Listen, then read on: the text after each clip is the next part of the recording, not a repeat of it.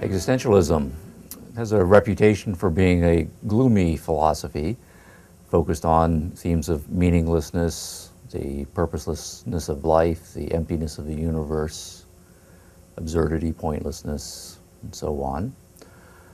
And whether that reputation is ultimately deserved or not is a fun question. We'll be in a better position to answer that at the end of this session on existentialism. But what is true to say of existentialism is that existentialists do say that if we are serious individuals, if we are thinking and passionate human beings, some gloominess and confronting the possibility that the universe is a deeply meaningless place is a part, an integral part of coming to maturity, intellectually and emotionally speaking, as a human being.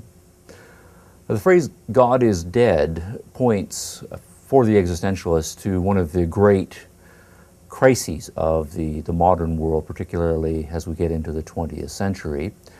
The most famous author of the quotation "God is dead" is Friedrich Nietzsche, 19th century German philosopher, and while he was not, in my judgment, an existentialist, he nonetheless was sounding many themes that led to existentialism, and the existentialists do look back upon him as a forerunner. God is dead is not meant literally by Nietzsche, nor is it taken so by the existentialists. Rather, it's a metaphorical statement. God is a stand-in for religion, religious belief, and the death of God is then the death of religion. Again, not a biological death, but the decline of religion as an intellectual force, the decline even of religion as an animating cultural force. And by the time we get to the death of Nietzsche in 1900, the cusp of the 20th century, the point that is taken up by the existentialists is that it is near certain, if anything can be certain, that there is no God, that religion is spent as a force. And if we're not convinced by that, nonetheless, if we are at all alert to trends, we should be aware that that is a seriously burning possibility. God might very well be dead, and we have to take this as a serious contender. Now, the reasons for the decline of religion are several-fold. Certainly, some of them are traditionally philosophical. There have been many centuries of debate back and forth, of arguments for and against the existence of God. And speaking journalistically, by the time we get to the 1700s on into the 1800s, that is to say, solidly into the modern world, not a consensus, but certainly a majority of first-rate intellectuals are coming to the conclusion that the arguments for the existence of God really don't work, that the arguments against the existence of God are very powerful and perhaps unanswerable. And I think this is why we see in a generation toward the end of the 1700s and on into the early 1800s, that is to say, the generation of Immanuel Kant, and then in subsequent generations, the generation of Soren Kierkegaard, an abandonment by thinkers who are taking religion seriously and want there to be a place for religion, an abandonment of the idea that religion can be proven, that religion even can be made reasonable, and then a reassertion of the necessity of faith as integral to the religious project. But of course, to the extent that one abandons reason and adopts religion as simply a matter of faith, one, by that fact alone, makes religion unappealing to many modern intellectuals, particularly philosophical individuals who are attracted by the power of reason's ability to analyze and solve, or at least provide a useful framework for addressing many of life's important questions. So philosophically, in the philosophical world and in the broader intellectual world of the humanities, religion is in decline, right, as an intellectual force. And certainly this is a marked tendency by the time one gets to the 1800s, and even more so by the time we get to the 1900s, when existentialism matures and gels as a philosophical movement. Now, another part of the story, though, of the decline of religion has to be science. 600 years ago, that is to say, in the 1300s and 1400s, there is no such thing as science, so to speak. There are some antecedent things that are going on, sir. But what religion has is an intellectual monopoly on all of life's questions, including cosmological questions about the nature of the heavens and the human being and our place here on Earth. But what happens with startling rapidity, starting in the 1500s and picking up speed in the 1600s, 1700s, is the new kid on the block. That is to say, science comes along and starts to displace religion as a primary source for thinking people, and increasingly the broad mass of people, to go to for answers to the way the human body works, how we cure diseases, the way things work in the world, and even up in the heavens. And so what happens is religion's monopoly on intellectual life and philosophical life and scientific life that existed prior to the beginning of the modern world is broken, and religion over the course of the centuries, by the time we get to the 20th century, sees its turf shrinking until there's only a small handful of questions that people are turning to religion to answer for. Instead, what has happened is that science has taken over the lion's share of the responsibility for providing us with answers here. So science's gain has been religion's loss, and that's why there's been this ongoing tension between those two institutions in the modern world. But then the point here is that if we extend that trajectory or that development into a trajectory, if over the course of 500 years religion has retreated so much and science has expanded so much, what is the future then of religion 100 years from now or 200 years from now? It seems that religion then is on a path to being made extinct in intellectual life.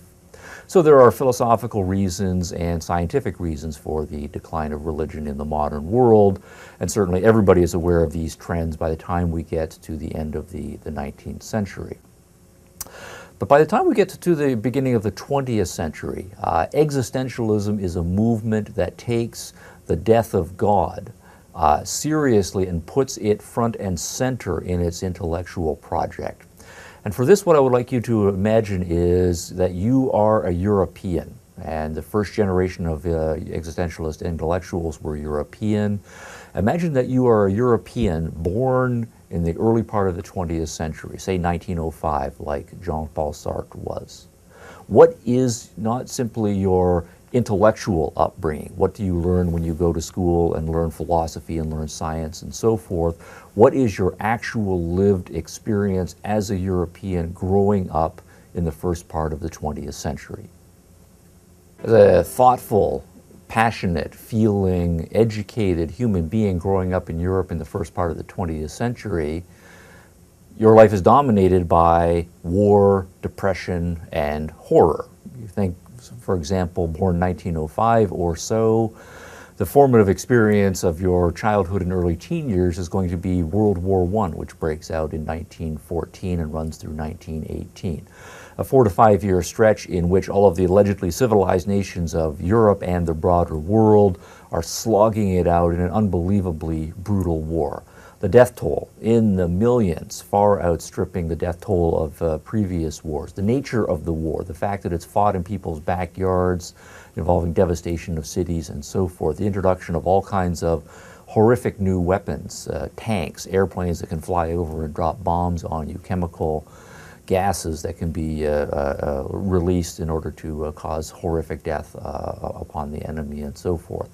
This is your lived experience, and aside from the sheer death toll, you again have the millions of other people's lives who are devastated, destroyed physically and psychologically, as well as the huge material costs. Shortly thereafter, the Depression breaks out. The Depression is bad in the United States. It's worse in Europe, and it lingers on for years and years. And then on the tail end of that, once again, all of the civilized nations of the world are at it again. World War II breaks out with the rise of Nazism and fascism. And again, an enormously brutal slugfest involving the deaths of millions of people, the introduction of, again, horrific new weapons, even more advanced technology from the decades previously. And then at the tail end, of World War II comes the disturbing news, increasingly clearly and terribly, about the Holocaust that had been exacted upon the Jews, the Slavs, the Gypsies, blacks, homosexuals, anybody who did not fit the standard stereotype that the German Nazis were in favor of. So there you are now, a mature, thoughtful, well-educated individual. What is inescapably going to be the conclusion that you reach? You're intellectually trained, you know your philosophy, you know your history of religion, you know the rise of science, and you have lived through war, depression, war, the Holocaust. There can't be a God. God must be dead. No God could create and tolerate the ongoing existence of such a horrible world as Europe in the first part of the 20th century. If there's any event singly over the course of all of human history that has taken more people who are religious and turned them into atheists, I don't know what it is. Certainly the Holocaust has to be the #1 contender. The death of God is a certainty, and if it's not a certainty, if you're not convinced by all of this, at the very least it has to be a very real contender in your intellectual and your emotional life.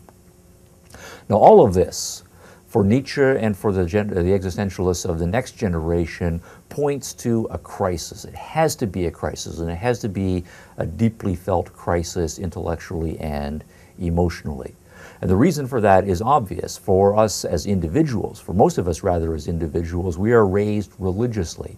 Religion from day one forms a part of our identity, part of our culture, part of the daily, and in many cases weekly and yearly rhythms with all of the rituals and holidays and ceremonies that we partake of. What does it mean for us as we grow older and start to question a religious belief system that has taken a deep hold on our way of thinking about ourselves and our place in the world? We're all familiar with the notion of a crisis of faith, and millions of people do go through it, where they have to, in varying degrees, abandon the religion of their youth and adopt some sort of other belief system or no belief system at all as they grow older. But the existentialists, again following Nietzsche, will also argue that there's a broader cultural crisis right at work here, because it's not just in our individual lives, it's in our cultural lives that religion has for millennia exerted a deep and lasting hold. For as long as human beings have been around, as far as we can tell, religion in some form or other has been the dominant intellectual framework, the shaping framework for many cultural institutions. And if we consider that human beings have been around for well over 100,000 years, that's 10,000, another 10,000, another 10,000, another 10,000, and so forth, the fact that in the last few centuries, a historical blink of an eye, we have uprooted and set aside religion, that points to a crisis culturally, because cultures cannot adapt that quickly, just as individuals cannot adapt that quickly to so radical a change. So individually and culturally, we are in a crisis. The death of God necessarily leads for thinking and feeling people to a crisis. And that crisis is felt deeply, and here we then have the characteristically existentialist focus on certain core emotions. God has been taken out of our lives. We feel a sense of loss. We feel a sense of abandonment. We feel a sense of being alone in a cold and empty universe. We feel the sense that there is no happy ever after life in heaven waiting for us. Instead, we may end up simply being put in a box and left to decompose under the ground. We feel anxiety. What are we going to do? And better than anxiety, I actually like the German concept here of Angst. Right? And if you try saying Angst to yourself several times, it hits you right here necessarily. That's where you have to say it. Anxiety, or maybe to put it a little flippantly, anxiety sounds a little bit too Southern California. I'm feeling a little anxiety, maybe I'll take a pill and go lie down and the feeling will pass. Well, Angst doesn't have that same sort of a feeling. It is deep, it's long-lasting, it hits you in the core of your being. So necessarily, we are in this state of emotional crisis. Now, by analogy, if we think of a child, say a young teenager who is orphaned, suddenly, what is it like for a child to even an intellectually mature for a young teenager kind of child, suddenly to realize that his or her parents have died and it's up to him now to face the world on his own. He knows he is not ready for that. He knows intellectually and emotionally all of his life, right? His parents have been there. The parents were his creator. They brought him into existence. The parents were the providers for him, putting food on the table, a roof over a head, clothes on his back. The parents gave him guidance. The parents gave him a sense of security, both financial and emotional. And of course, sometimes parents are stern and they're disciplinarians, right, and so forth. And the kid, whether he likes it or not, nonetheless knows to some extent that there is a value to him in his parents being there as disciplinarians.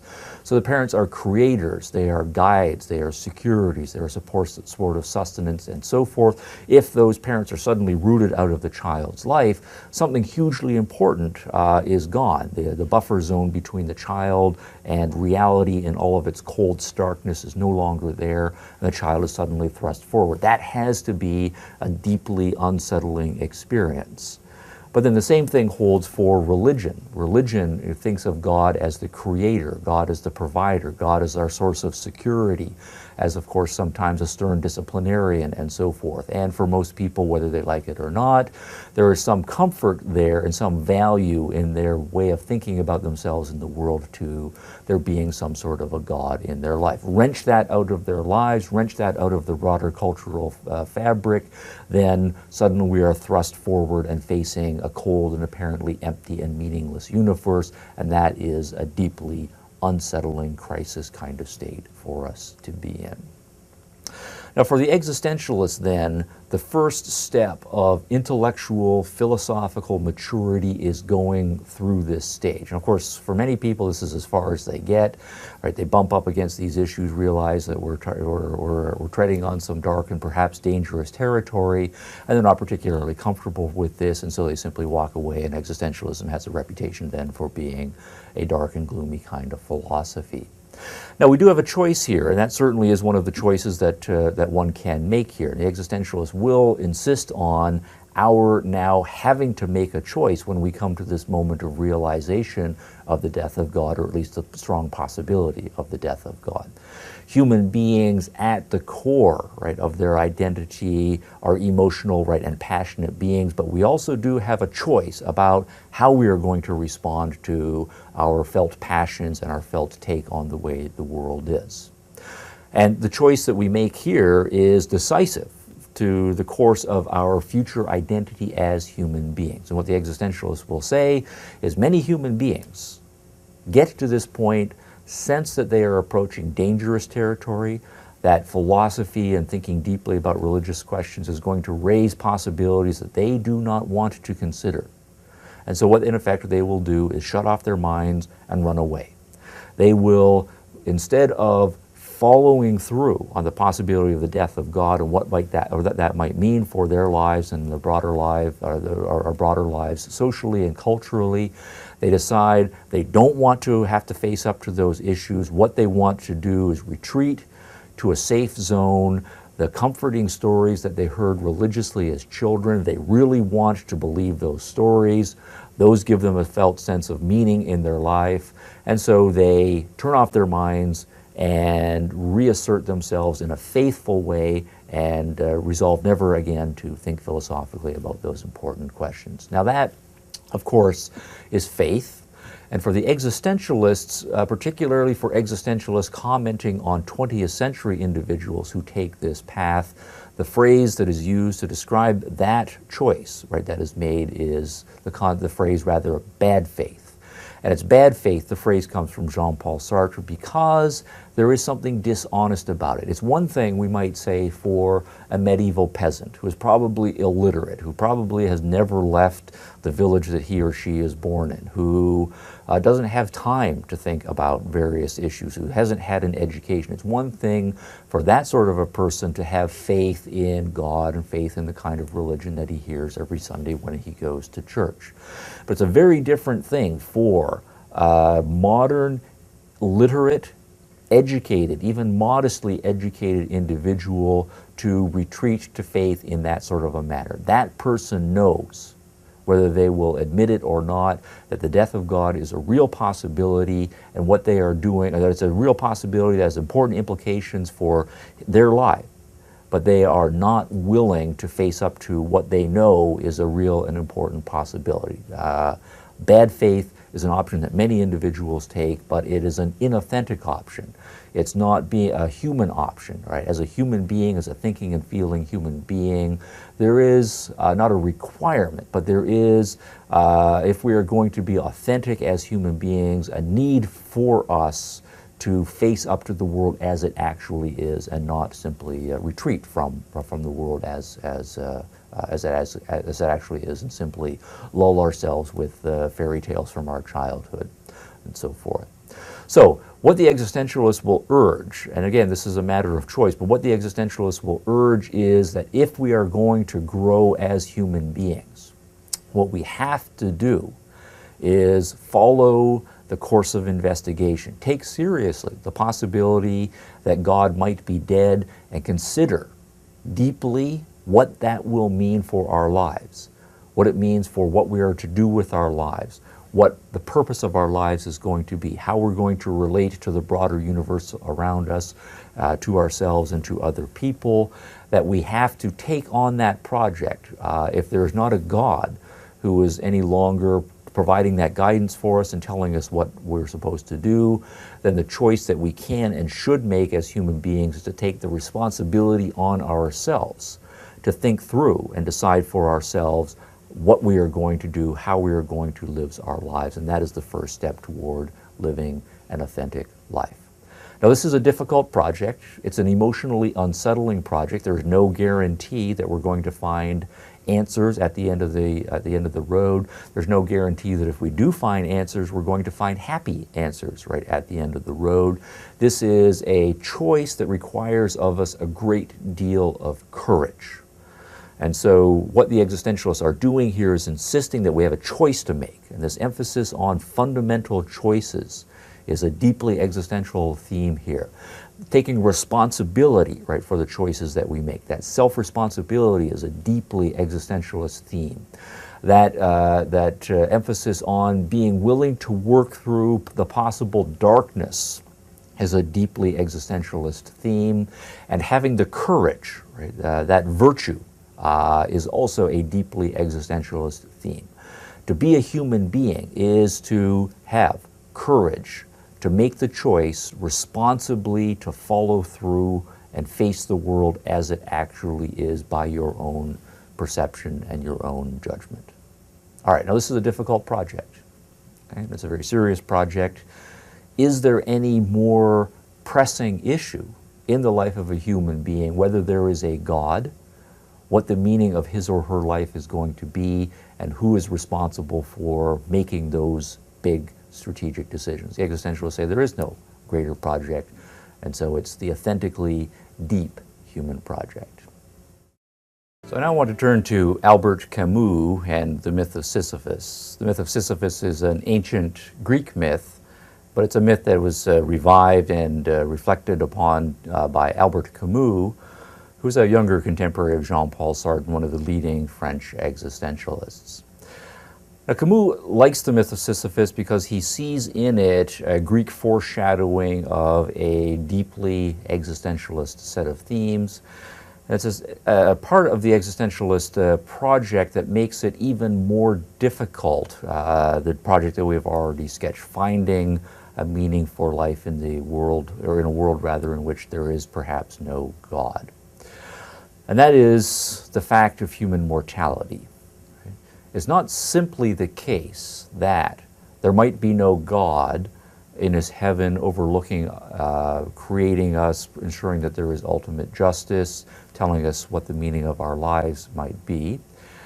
With the death of God comes the possibility that we may not have a soul, right, that is immortal. If there is no God, there is no heaven, there is no hell, there is no afterlife. And human beings, as far as we know, are the only creatures who, because of the power of their cognitive faculties, come, usually at a fairly early age, to realize the fact of their own mortality, that at some point they will die. And finding the meaning of life, or reflecting on what the meaning of life might be, that project is made more difficult if we confront the fact that after a few short decades, we might die, and so what's the point of living one's life anyway? Now, the myth of Sisyphus is, for Camus, a useful way of approaching this set of issues about mortality and immortality, and that particular dimension's implications for thinking about the meaning of life. Now, the myth of Sisyphus, in case you're needing some brushing up on Greek mythology, Sisyphus was a being a person who defied the gods, and so in punishment was assigned a fairly horrific punishment. He is the one who was told to and made to roll a boulder up a huge hill. The boulder was quite heavy and took all of his power and effort to get it up to the top of the hill. And then every time, as soon as he got it up to the top of the hill, it would roll back down to the bottom of the hill, and he would have to go back down the hill and once again exert all of his effort and power to get the boulder up to the top of the hill, at which point it would roll down again and over and over and over again. Now, when we read this myth and we think about it, it does and should strike us as, wow, that is a really horrible punishment. Nobody would want to be Sisyphus. But what makes it horrible? What makes that punishment cleverly horrible? And when we start to say things like, well, he's just doing the same thing over and over again. He's not getting anywhere. There's a cyclicalness to what Sisyphus is required to do, and it's a cyclicalness that doesn't progress, right? It's not the case that all of his efforts are progressively adding up to some long and lasting sort of achievement. In fact, all of his efforts seem pointless. As soon as he gets the boulder up to the top of the hill, all of that effort is rendered rather immediately meaningless because the boulder just goes back down to the starting point. And it's made worse because Sisyphus, as a conscious and self-conscious being, is aware, as he is rolling the boulder up the hill, that it is going to be pointless, that the boulder is just going to roll down the hill again. And Camus asks us to focus especially on the point at which the boulder has rolled down the hill, and Sisyphus turns around and realizes, okay, here I go again. I have to go down and get myself fired up for rolling the boulder up against the hill. What goes on in Sisyphus's mind at that particular moment? That is a point of the realization of ultimate futility. Now, here we are as human beings. We have our own boulders, right, that we are rolling up the hill. What is our life like? Well, we get up in the morning after sleeping for 7, 8, or 9 hours. That is to say, we're in essentially a dormant state for about 1/3 of our lives. We eat some food, we go off to work. For most people, work is rather a drudgery. They don't particularly enjoy it.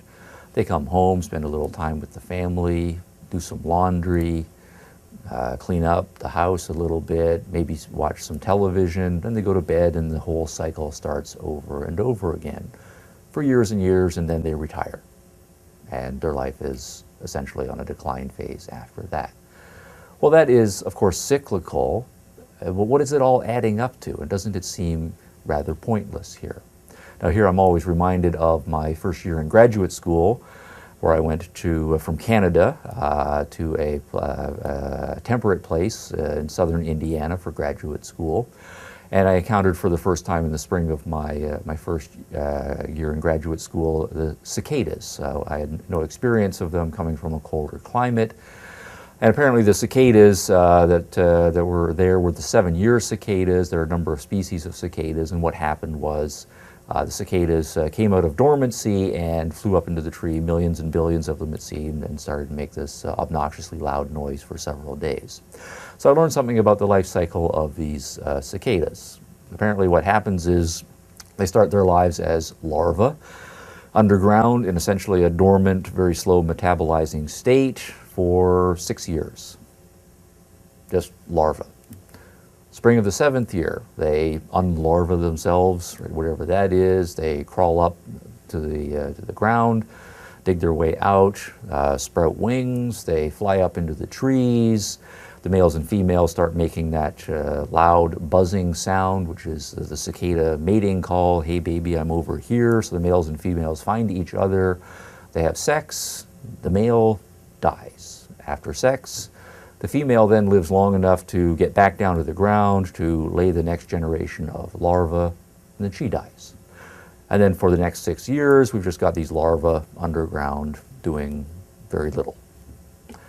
Okay, now, suppose you are, this is science fiction here, a very intelligent cicada, and you're a philosopher cicada reflecting on the meaning of cicada life. And you notice, what do? Well, we sleep. We digest a little bit. We have sex. We die.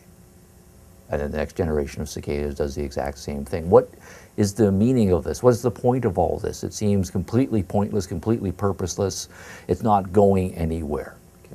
Now, those are the 7-year cicadas. Here we are, human beings.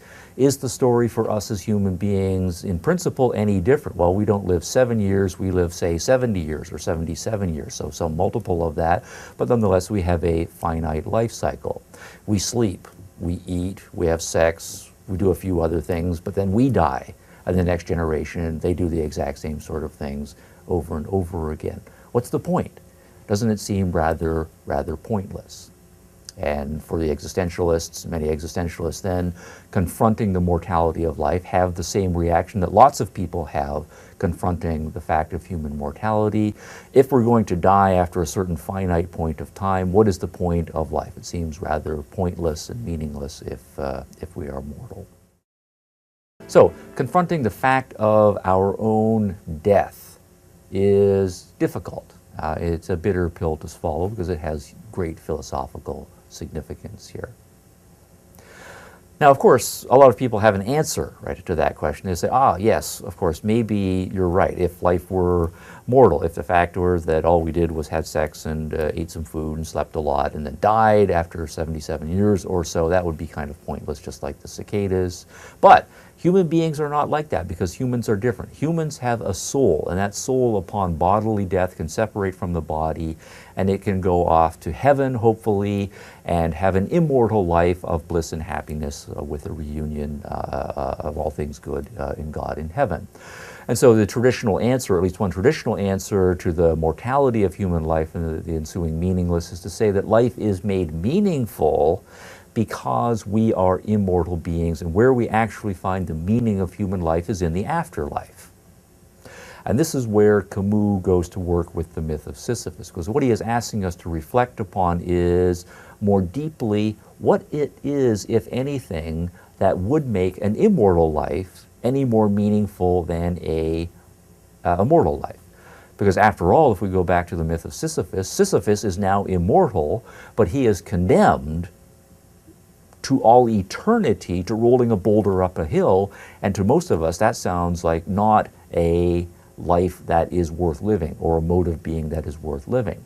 So Sisyphus rather is immortal, but he does not have a meaningful life. So it's not mortality or immortality per se that is the thing that makes a life meaningful, right, or not. I'm often reminded right at this point in thinking about existentialist theme of Mark Twain, or a story from Mark Twain. Now, Twain was not an existentialist, and I'm going to take some liberties with his story here, but it makes a point that is directly relevant to this existentialist issue here. The story I have in mind is called Extract from Captain Stormfield's Visit to Heaven. Captain Stormfield is an ex-military guy, kind of hard-drinking, hard-living kind of guy. And one day or morning rather, he wakes up and he finds himself in unusual surroundings, apparently surrounded by clouds somewhere in a very long line. And so he's a little bit disoriented, and he starts asking the other people in line, what's going on here? And they inform him that they have died and he has died, and everybody is in line waiting to get up to the pearly gates where a sentence will be pronounced, whether they're going to go to heaven or whether they're going to go to hell. And so forth, the usual story. Now, Captain Stormfield is immediately blusteringly angry because he's quite sure that a mistake is made. It was not his time to die. And all through this long line of waiting to get up to the pearly gates, he's making it clear that a mistake has been made, right, and so forth. And then sure enough, he gets up to the front of the line, and he's talking to St. Peter, and St. Peter is going through the roll book, seeing whether people are going to be assigned to heaven or hell, and can't find Captain Stormfield's name on the list, so some sort of a mistake has been made. St. Peter says, well, I'm going to have to go off and do some checking here to see what goes on, and he gives Captain Stormfield a pass, temporary pass to get into heaven, while St. Peter goes off and sorts out what the issue is. So Captain Stormfield gets into heaven, immediately finds himself in another very long line. And then after days, after weeks, and so forth, he gets to the front of the line, and he gets his harp. So he now has his harp, and then he's told to get in this other line over here, very long wait.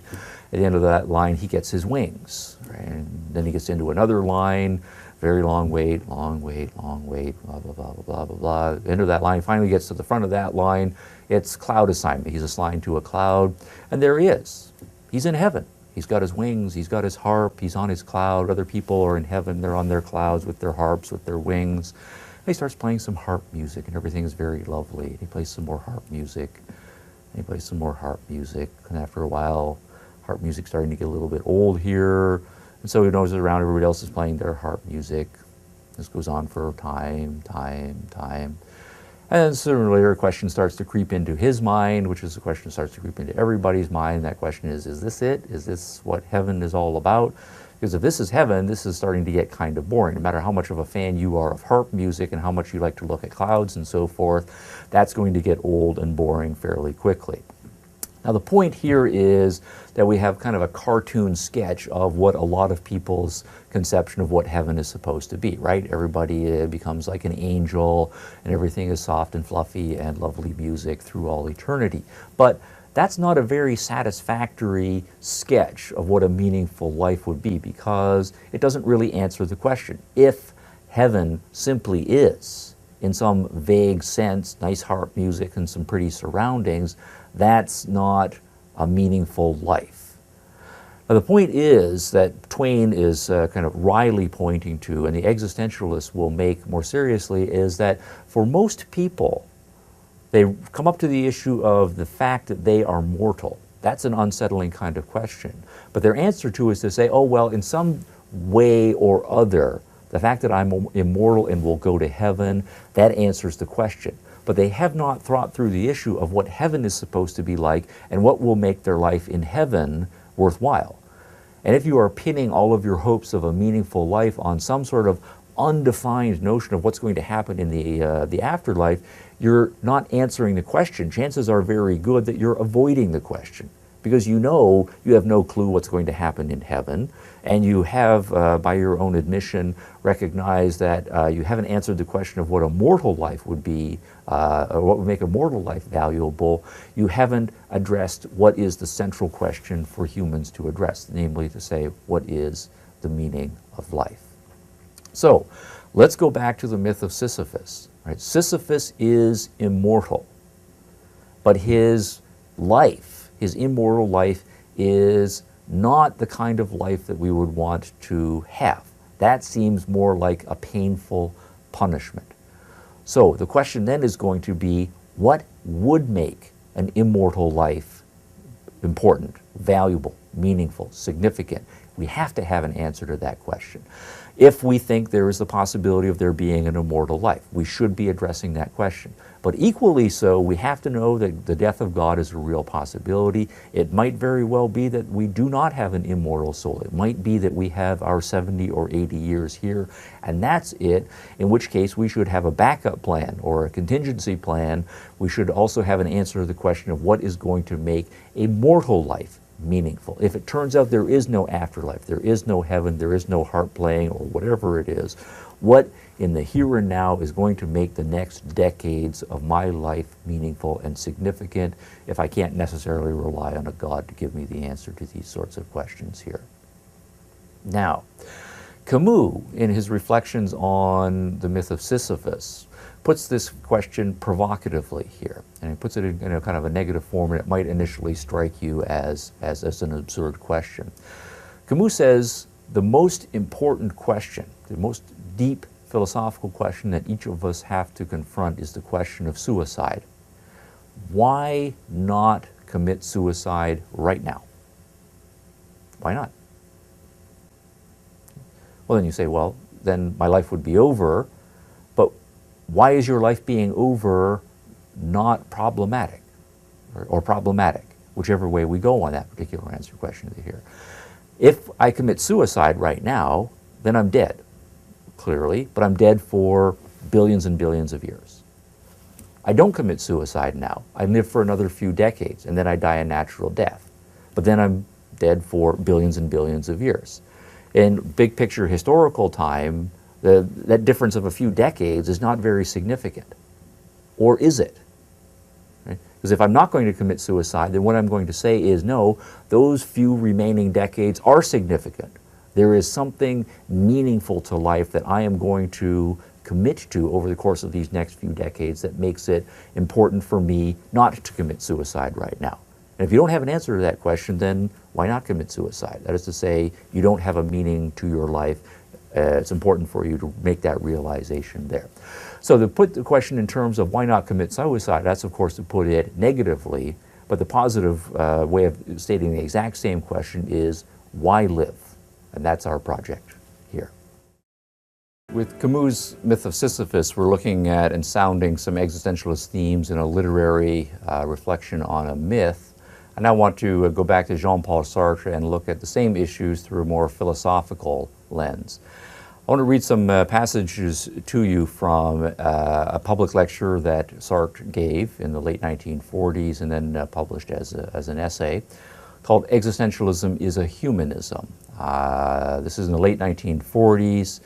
France is picking itself up after the end of World War II, as is much of the rest of the world, and French intellectual and cultural life is starting to reestablish and reassert itself, and Sartre is stepping forward as a scholar and literary figure with some reputation to define and defend existentialism now that it's a significant enough movement against some standard criticisms and misconceptions.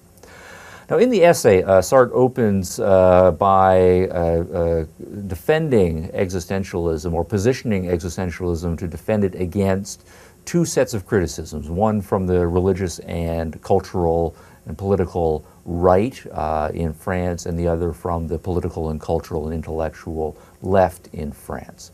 And he starts off by noticing that existentialism has come under severe attack both by the Catholics and by the communists. The Catholics, certainly an intellectual force on the intellectual right, both an intellectual and cultural force in France at the time, and the communists at this time, an intellectual, cultural, and political force on the left, so to speak. Now, of course, the criticism from the Catholics is that the existentialists are questioning the existence of God or outright denying the existence of God, throwing doubt on the possibility of the immortality of the soul, arguing that perhaps human life is completely absurd and meaningless. And then from the Catholic perspective, that is deeply alien and offensive to pretty much everything in their intellectual system. Plus, of course, from their perspective, it holds the specter of undermining what they take to be the moral fabric of society. From the Catholic perspective, if people do not believe in a God, if they do not fear God, then they will have no check on their natural human desires. People will not have a lawgiver. There will be no foundation for morality, and we will have social anarchy. So existentialism, from their perspective, metaphysically, epistemologically, and on the way through, is an alien force to be critiqued. But equally so, rather, from the perspective of the communists. The communists were a very powerful intellectual force in France after World War II. The number of French intellectual leaders who were either strongly sympathetic to the Communist Party or went so far as to join the Communist Party is a very striking chapter in French intellectual history in the 40s and the 1950s. From their perspective, existentialism is equally suspect, not for religious reasons. The Marxists and the communists are explicitly and vociferously atheistic themselves, so they have no problems at all with attacking traditional religion. But rather, from their perspective, what the Marxists are most interested in is action. They're interested in a political revolution. They want the masses to rise up and overthrow the state, transform everything in society, and reform all of the culture's institutions. So from their perspective, the existentialists seem much too navel-gazing, much too passive, much too absorbed in philosophical speculation about whether God really is dead, whether the universe is ultimately meaningless, sitting around in cafes, smoking cigarettes, sipping espresso, and so forth, and pondering the possible meaninglessness of life, as opposed to getting up off the chair and going out and marching in the streets and trying to get stuff done. So from their perspective, the existentialists are much too philosophical, much too speculative, much too passive, not enough action, not enough revolution, and so forth. Now, what Sartre wants to do then is first define existentialism accurately, and that's the part that's going to be of most interest to us. And then he goes on in the essay to respond, having defined existentialism, to the standard criticisms from the Catholics and those on the right end of the political spectrum, and the Marxists and communists and those on the left of the political spectrum as well. All right, so partway through, after those prefatory remarks or introductory remarks, Sartre then turns to the issue of defining what exactly do we mean by existentialism. Now, we notice that this is a difficult project, in part because existentialism is a somewhat sprawling intellectual movement.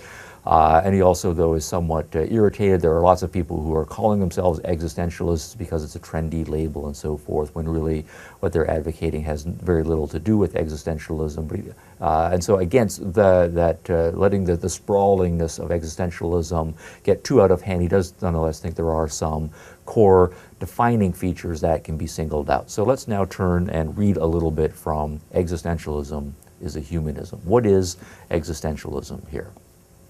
All right, quote, "The question is only complicated because there are two kinds of existentialists.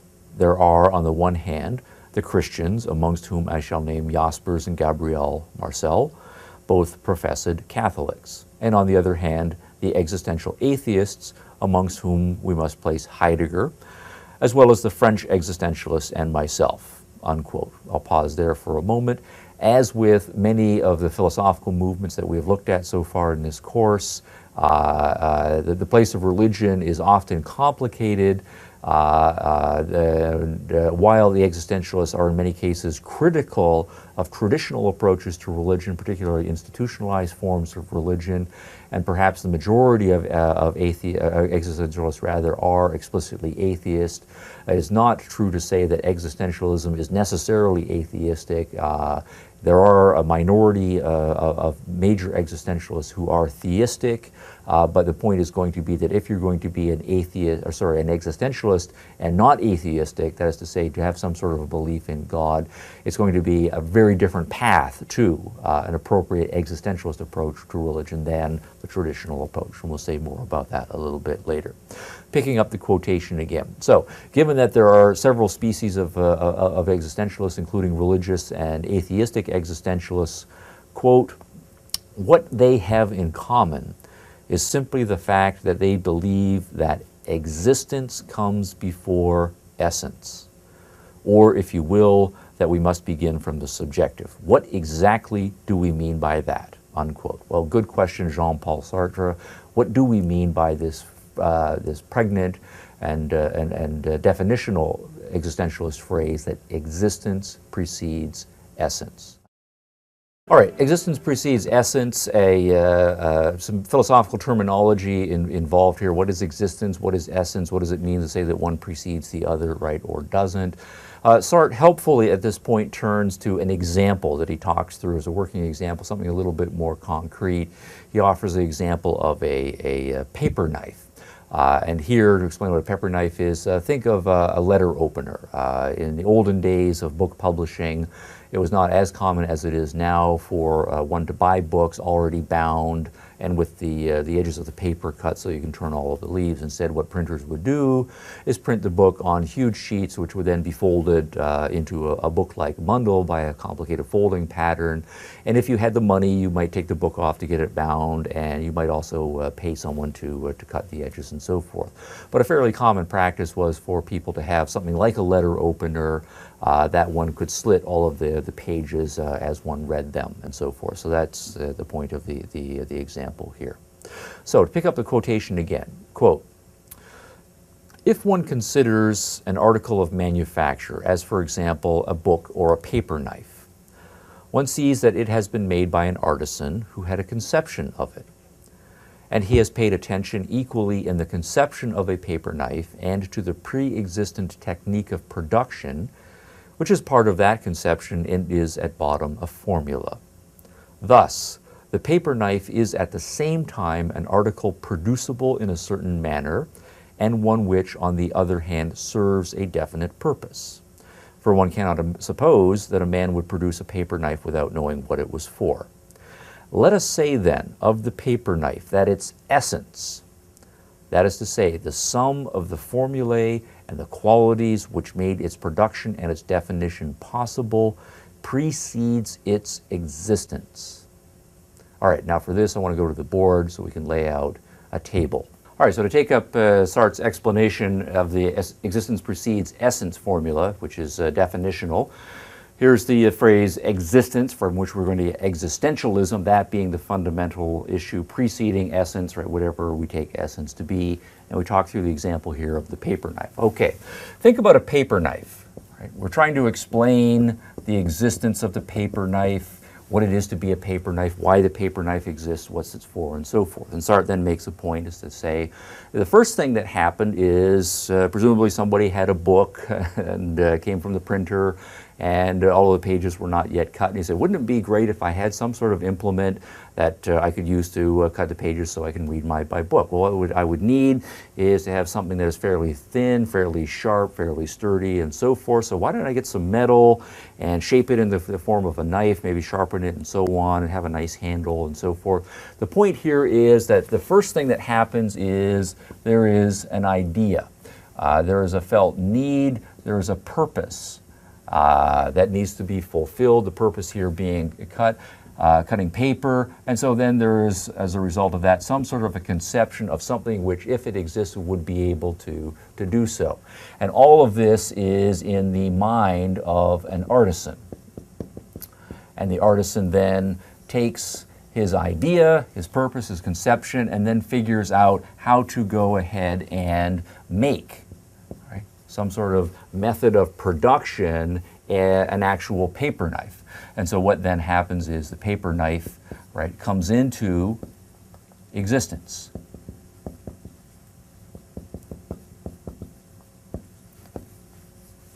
Okay. So the story of the paper knife then is that an artisan, right, has an idea based on a purpose that he wants to achieve. Forms a conception, then on the basis of that conception engages in an action of production, and the paper knife then comes into existence.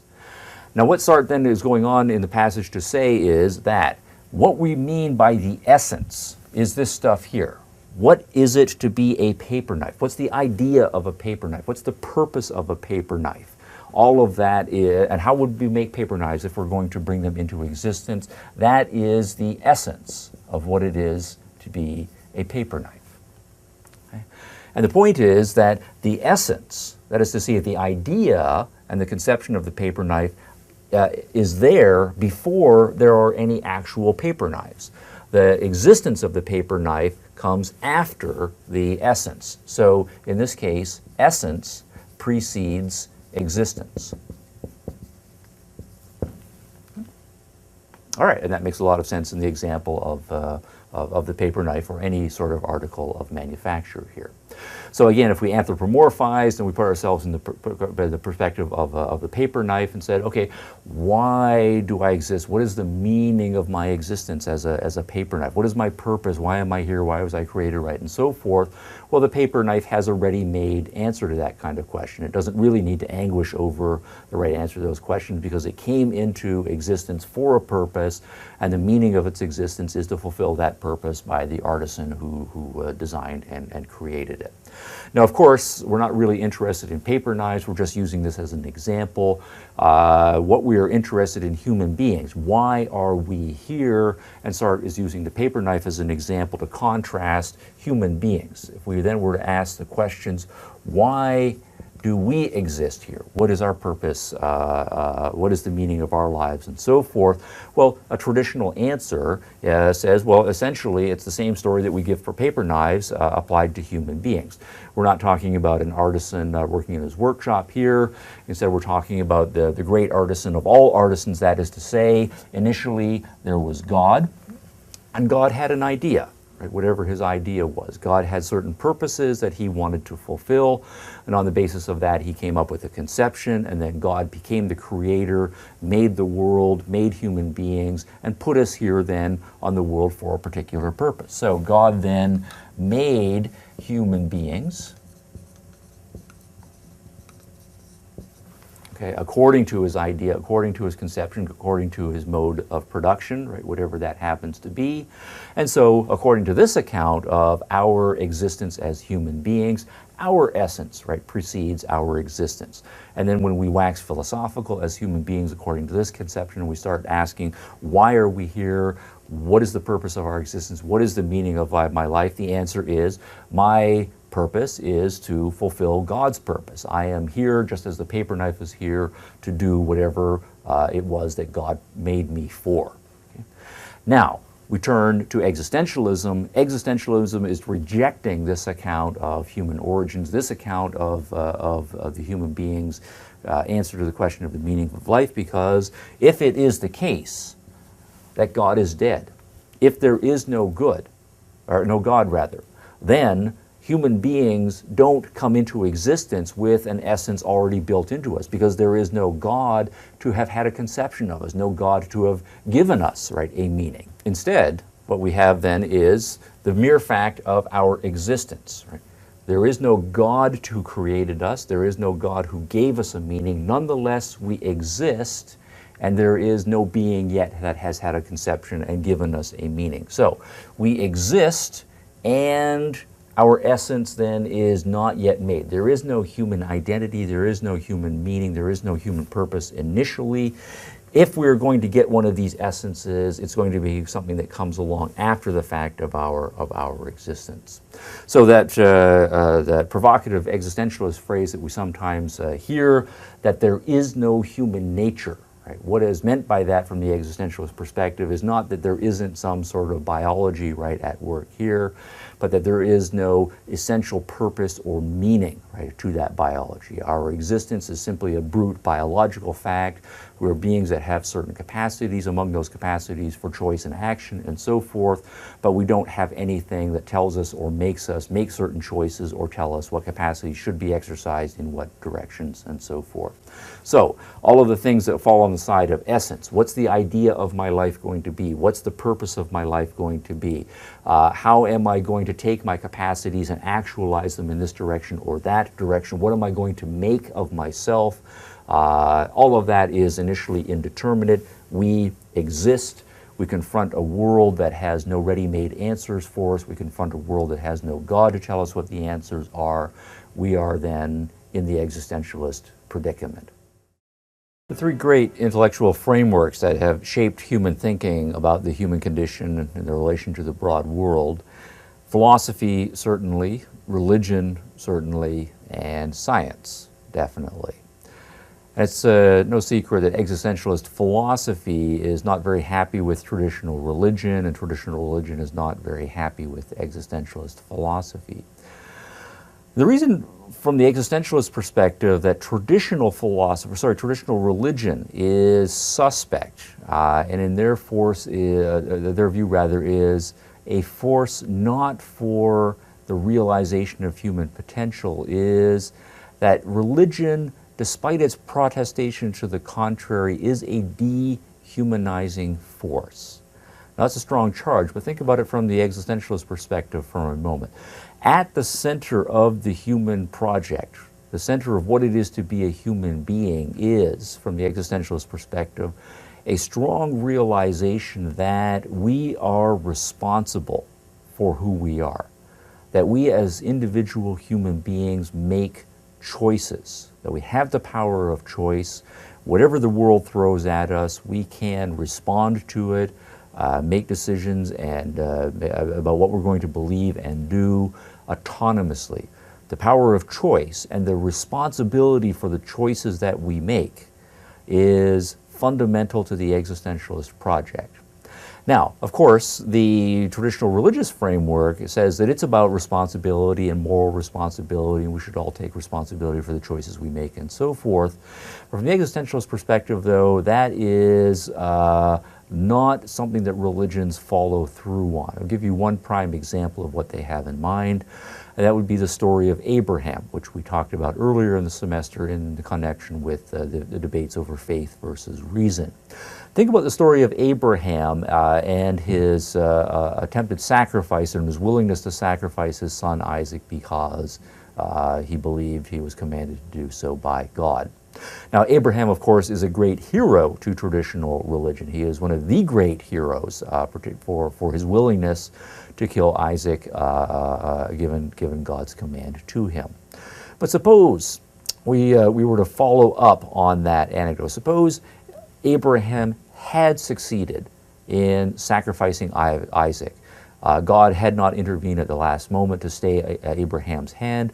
Abraham had followed through and killed Isaac. And then we go up to Isaac in terms of the social follow-up after and say, Abraham, why did you do this? How could you do such a thing? And so forth. What would Abraham's response be with full authorization from traditional religion? Abraham would say, don't talk to me. I did not make any decisions in this matter here. I am not responsible. I am merely obediently following God's command. If you want to find out what's going on here, go talk to God. God is the one who made the choice. God is the one who is responsible for this. I'm just Abraham, just doing what God told me to do here. Now, that might be overstating it a little bit, but not too much, because what Abraham is doing is deflecting all responsibility for the action that he made. He's not saying that he is the primary agent of choice or that he is the primary agent of responsibility. Instead, it's kicked upstairs to God. And that is a profoundly irresponsible thing from the existentialist perspective to do. And traditional religion then is encouraging us to be like Abraham.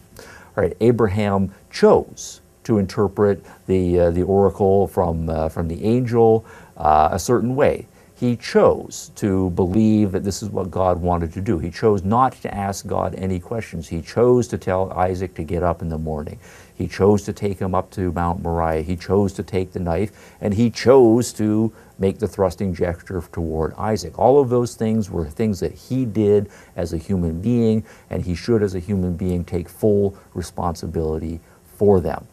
By encouraging people to abdicate all of that responsibility, we're abdicating the core of our humanity, and thus traditional religion is, from the existentialist perspective, often deeply dehumanizing.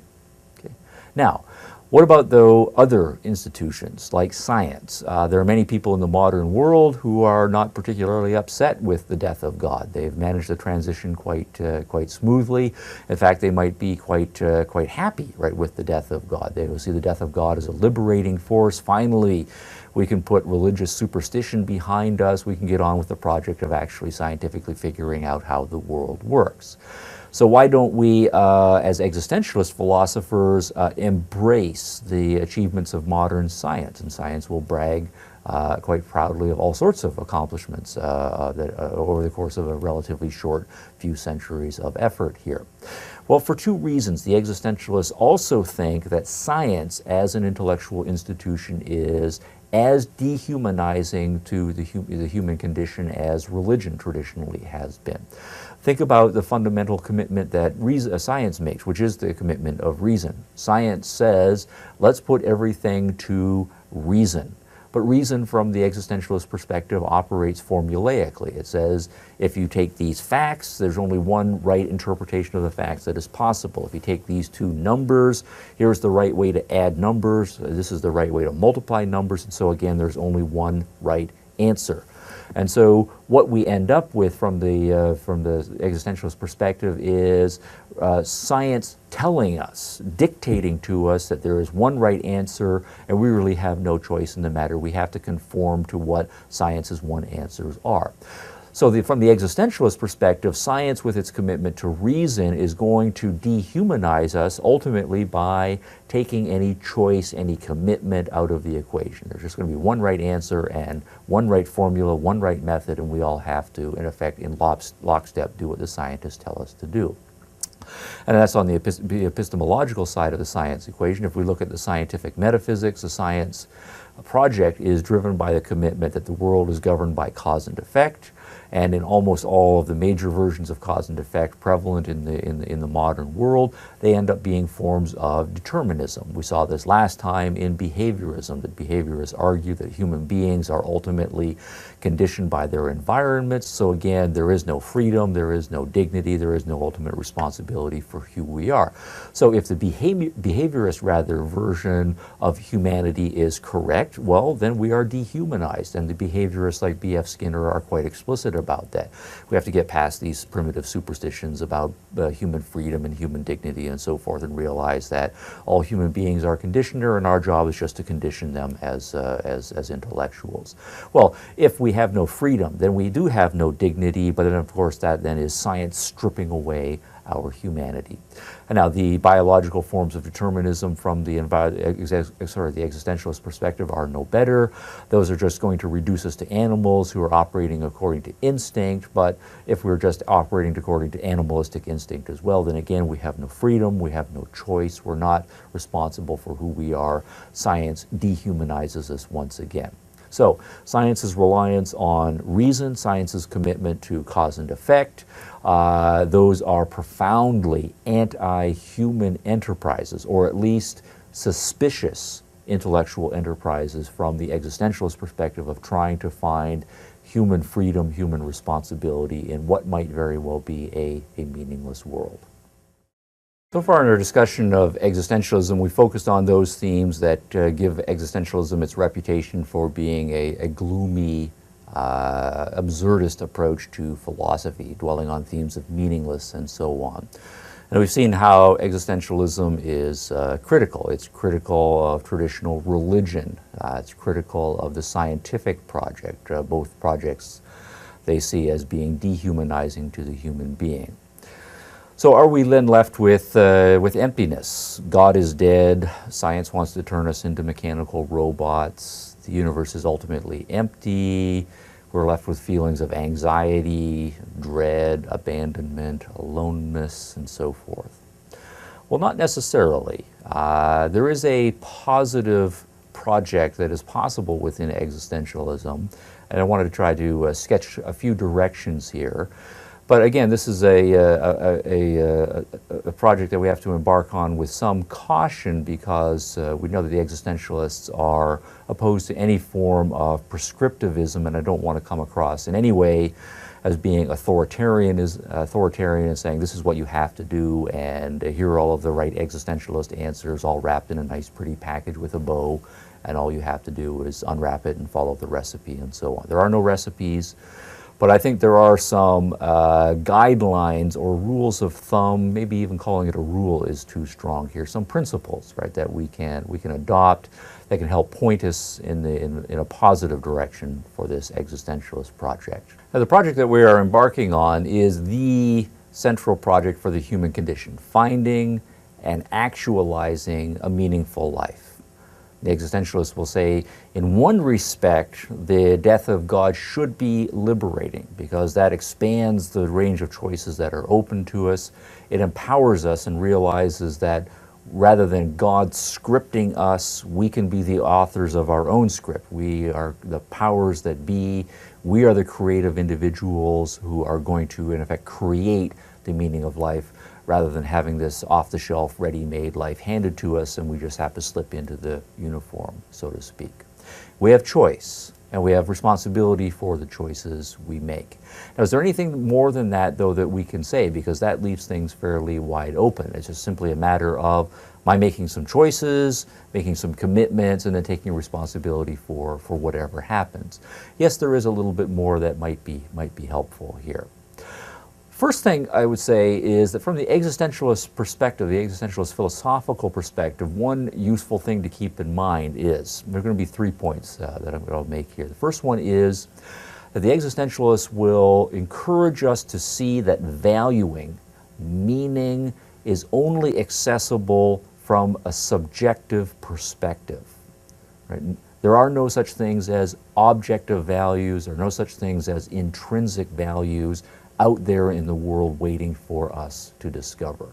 Value is something that comes from the first person and is only accessible, right, to the first person. It's not accessible from the third person or from an external type of perspective.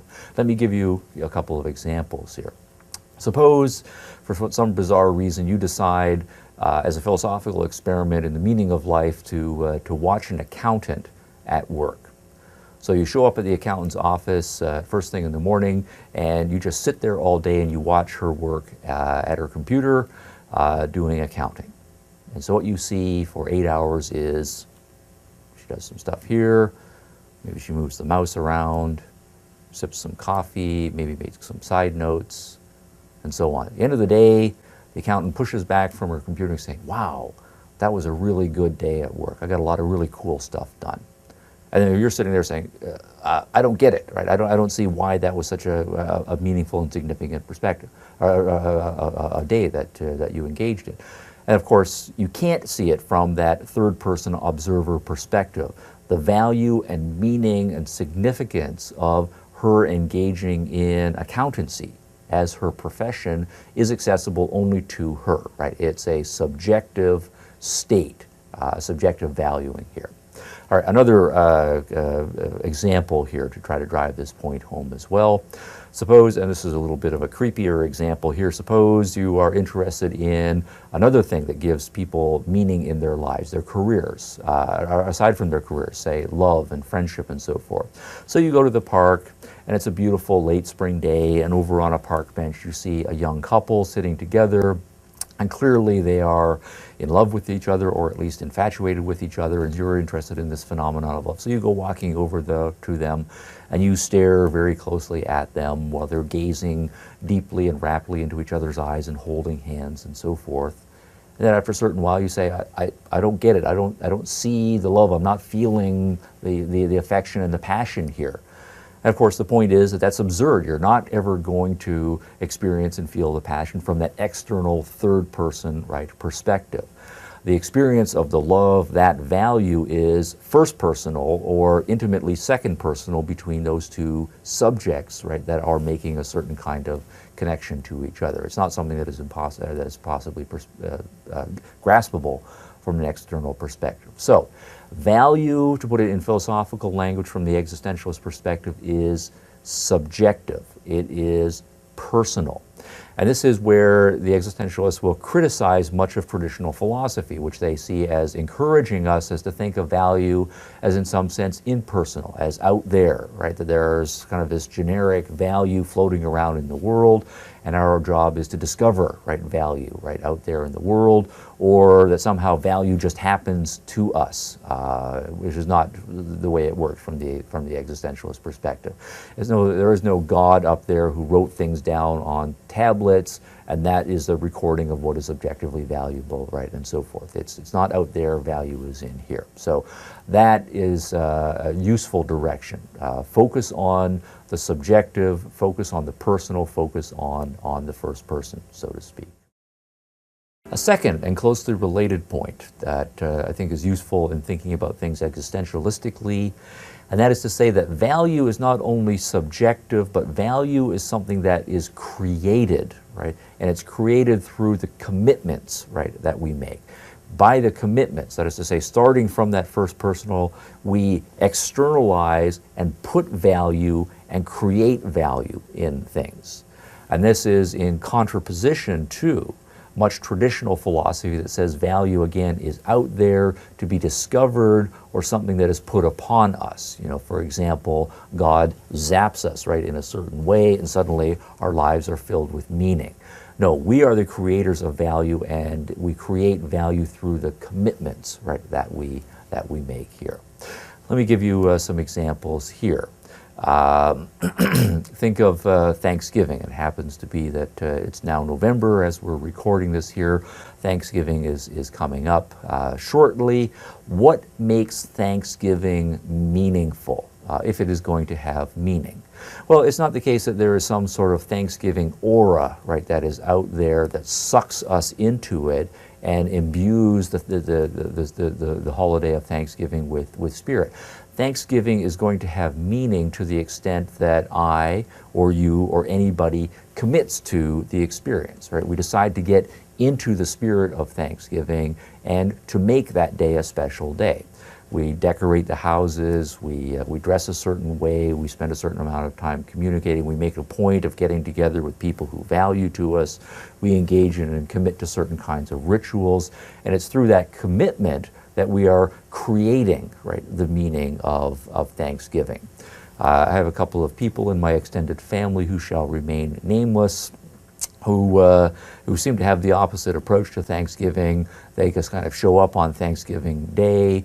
They don't do any of the work. They don't do any of the arrangement. And their attitude seems to be, here I am, make my day special. And of course, this is not going to happen, right, that kind of way. Value is not out there. It doesn't happen to you. Value is something that you make happen out there through the creative commitments that you carry through. Another example might be relationships again, right? If we think of two people who, they initially see each other, they like what they see, they talk to each other, they go out on some dates, they're gathering all kinds of information, right, and exchanging information and so forth, and all of it might be very promising, but the magic, so to speak, doesn't happen until they make a commitment to the relationship. And it's once they make that commitment, and hopefully both of them make the commitment at about the same kind of time, that commitment creates the relationship and takes that relationship to a whole new level of intensity. Another way to put that point is to say that the existentialists reject what's sometimes called the Cupid's arrow, right, theory of love, that somehow you're just going along minding your own business, and then some supernatural force, Cupid, zaps you, right, with an arrow, and that makes you fall in love. So love is not something that happens to you by an external agency. Love is something that you make happen, right, through the commitments that you engage in. Another example of this commitment issue and the first personal issue, I'll do a little true confessions here. I have a little artifact that at home that I've had ever since I was a young teenager. It's a gift from my parents. At this point, living in Canada, my parents went on a trip to California, and for various reasons I couldn't go on this trip, but they brought back a souvenir for me. And as it happens, the souvenir was a little fake California license plate, and so it says, it's got the California colors on it, and it has my name on it, Steve, right? So I've got this little souvenir. Now this is, as it happens, something that's meaningful to me. I've got it sitting in a box somewhere, and every once in a while I get back, I get it out, and I enjoy looking at it. And it gets put back in the box, and I'll have it until I die. It's not something I'm ever going to get rid of. But the question would then be, why is this thing meaningful to me? Why would I resist losing it? And if I did losing it, extend a certain amount of effort in order to get it back. You might, of course, if I showed you this license plate, I said, fine, there's a billion of them, and chances are there are a billion of them made out of metal with the name Steve on them floating around various places in the world. It has absolutely no value to you, but it has a certain amount of significant value to me. Well, the reason obviously is that I have a first-person relationship to this particular piece of metal and paint. You have no such first personal relationship with this piece of metal and paint. It has no value to you, it has value to me. There's nothing intrinsic, right, in this particular piece of metal that makes it have value to me. Instead, it's a matter of a personal commitment, relationship, in effect, that I've developed with this piece of metal over time. Okay, that's two things. The first person, not the third person. That is to say, the subjective, not the objective or intrinsic approach to value, and this issue of creative commitment bringing about value as opposed to some sort of passive discovery as what brings about value.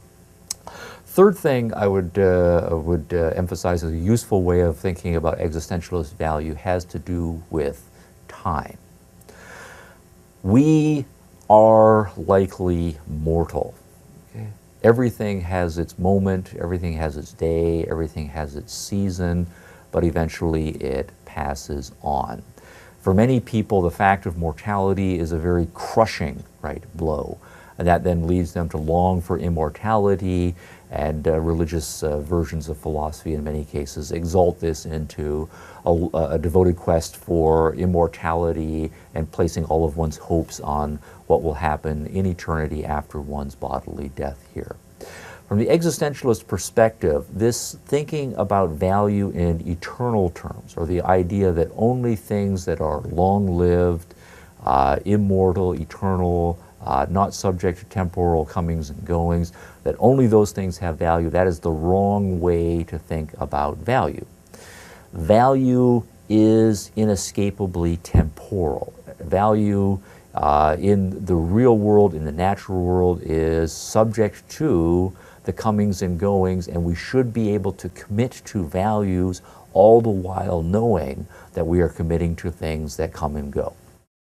Think, for example, again, of a holiday, such as, I'll use the Thanksgiving example again. This is now 2009. Thanksgiving is approaching. I could, of course, say, well, you know, Thanksgiving is one day. You know, it's perhaps less than a day. Probably in 10 years or 15 years ago from now, I'm not going to remember Thanksgiving. This particular Thanksgiving, it'll blur in my memory just like Thanksgiving 1994, Thanksgiving 2003. I can't really distinguish any of those in my memory anymore. Does the fact that Thanksgiving in 2003 no longer has meaning and significance for me that's indistinguishable from the other ones mean that it wasn't valuable? The point should be, of course not. And for the exact same reason that Thanksgiving is only going to be a day and it's going to be forgotten in the years to come, that should not properly detract from the actual value that Thanksgiving has. The value that things have is temporal. The amount of time that the value each thing has might be short, it might simply be a day, but that is the value that it has, and we should be able to embrace it and appreciate it and commit to the value despite the temporal limitations. Temporality, the finiteness of time, is built into the value of things. Same thing, for example, we might say about a spring flower. We can go out on a beautiful spring day, there's a lovely flower that is blooming. Intellectually, we will know tomorrow that flower will fade, it will no longer bloom, it will start to decompose. What's the important thing here? That the flower tomorrow will not be beautiful, or that today the flower is beautiful. The fact of the beauty of the flower today is the value to be found, and we should be able to focus on that and enjoy the flower for what it is in all of its beauty. The same thing then holds for our lives. We span perhaps several decades here. The fact that we may not be around to enjoy life or to commit to life a century or 2 centuries from now, that's not the point to focus on. The point to focus on is we're alive now, we have value that we can commit to, we have beauty, meaning, significance that we can create in the world. Do it. That's the existentialist project. So those 3 things as guidelines, I think, are useful here in thinking about existentialist value. Value is first personal, not impersonal. Value is created through commitment. It's not something that happens to you passively. And then finally, value is, by the nature of the world, finite in time. We should not spend our lives pining for immortality and some sort of infinite value. One more anecdote I want to run by you in closing our discussion here of existentialism as a philosophy. It comes from a philosopher who is not actually an existentialist philosopher, Abraham Maslow. He's a psychologist in terms of his reputation, most of his work being in that field. But he does have one discovery, one story that he tells based on researches that he does that has a very existentialist flavor, or at least one that I think existentialists would embrace. It involves the concept of the post-mortem life. Now, it's a paradoxical label here. Post-mortem means after death, so life after death, but what Maslow means by that is not the traditional religious notion of your soul separating from your body and having a life after death. What he means is the kind of life that he observes some of the patients and people whom he studied who had had very close brushes with death. As it happens, Maslow had made a point of studying a number of men, most of them in their 50s, who had had very severe heart attacks. And they had come this close from dying. But as it happens, they did not die. They recovered. And what Maslow noted is that almost without exception, the way those middle-aged men went on to live their lives for the rest of their lives was very different than the way they had been living their lives in, say, the decade leading up to their having a heart attack in their 50s. What had happened in their 40s and in their early 50s leading up to their heart attack was they also would say as well, you know, it wasn't that my life was bad, but I really felt locked in. I really felt I had all these responsibilities. I really felt that I wasn't free. You know, I had the mortgage to worry about, maybe a second mortgage, and I had my boss, and I had all these responsibilities at work, and the pressure, and my marriage, and the kids, and college bills, right, and so on. I felt locked in, like I really couldn't be the kind of person that I wanted to be, and then all of that, you know, eventually built up, and then the guy had a heart attack.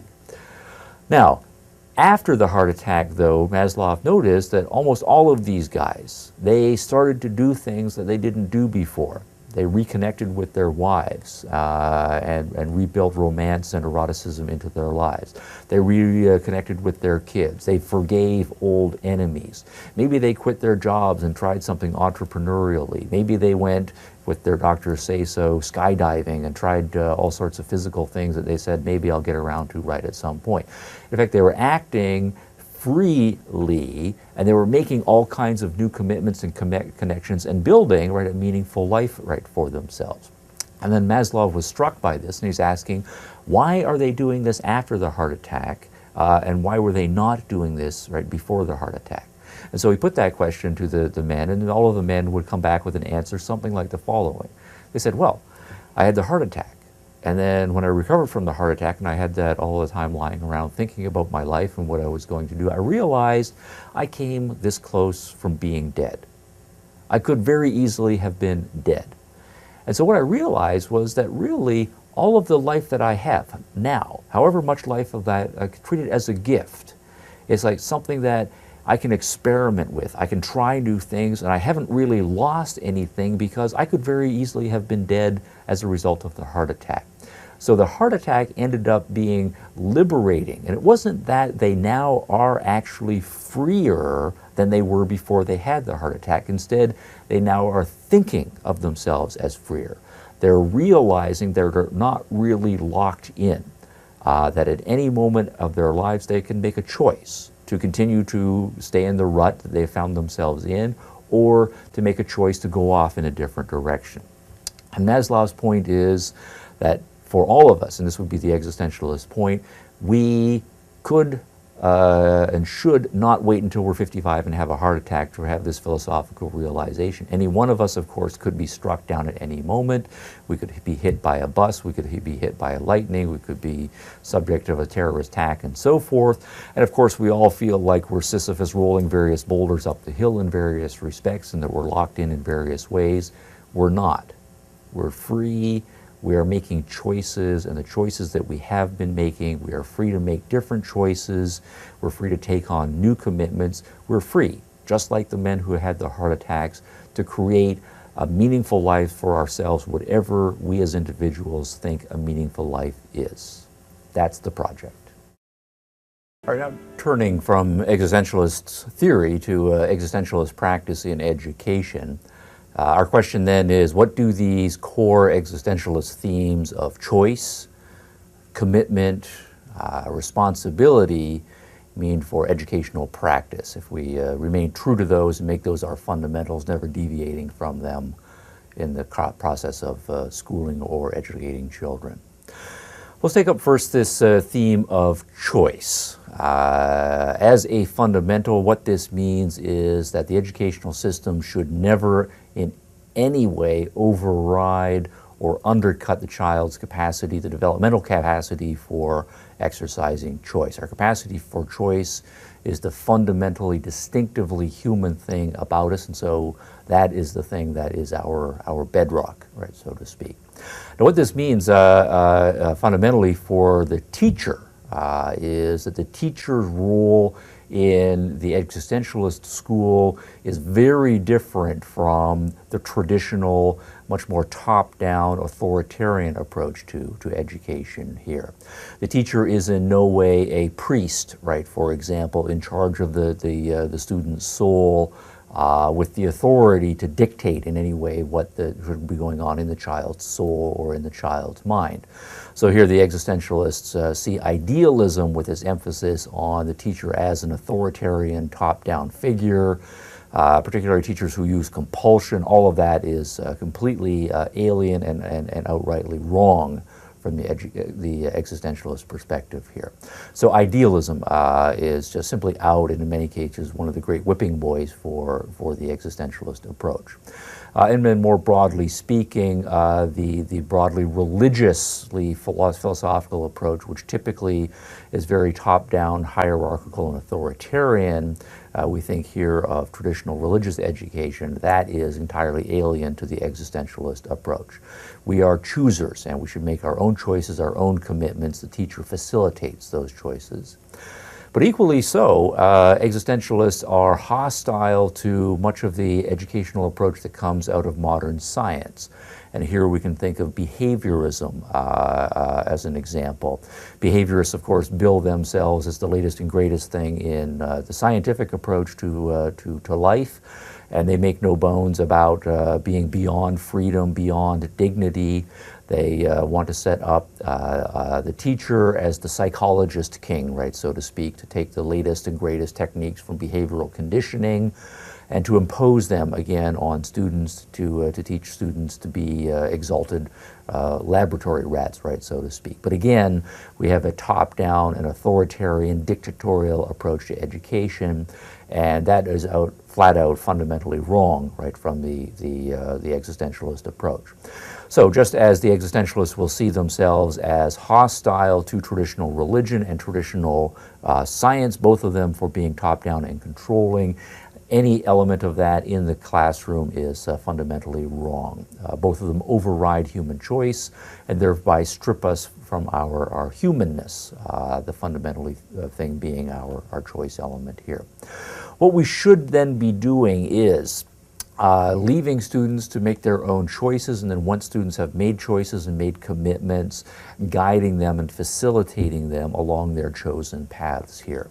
Now here, for example, existentialists will ask us to consider how many parents, prior to school, children entering the formal school system, how many parents will approach the raising right of their children. Obviously, there are basic hygiene and feeding issues that have to be attended to, but for the most part, what parents will do is put before the child, or in the nursery or around the apartment or the home, make available to the child any number of interesting things, but they won't force the child to do anything in particular. Instead, what the parents will do is wait for the child to express some interest in something that is before the child. Then once the child has made a choice, expressed some interest and is committed to playing with something or other, then the parent interacts with the child and facilitates and helps the child develop his or her ability to interact with whatever it is, to master some skill or to be able to do something or other. And then when the child is no longer interested in that, the parent doesn't force it, the child moves on and is interested in playing something else, the parent then facilitates the child's ability to do so. So what we're doing is letting the child make the first step and then facilitating the child's exercise there.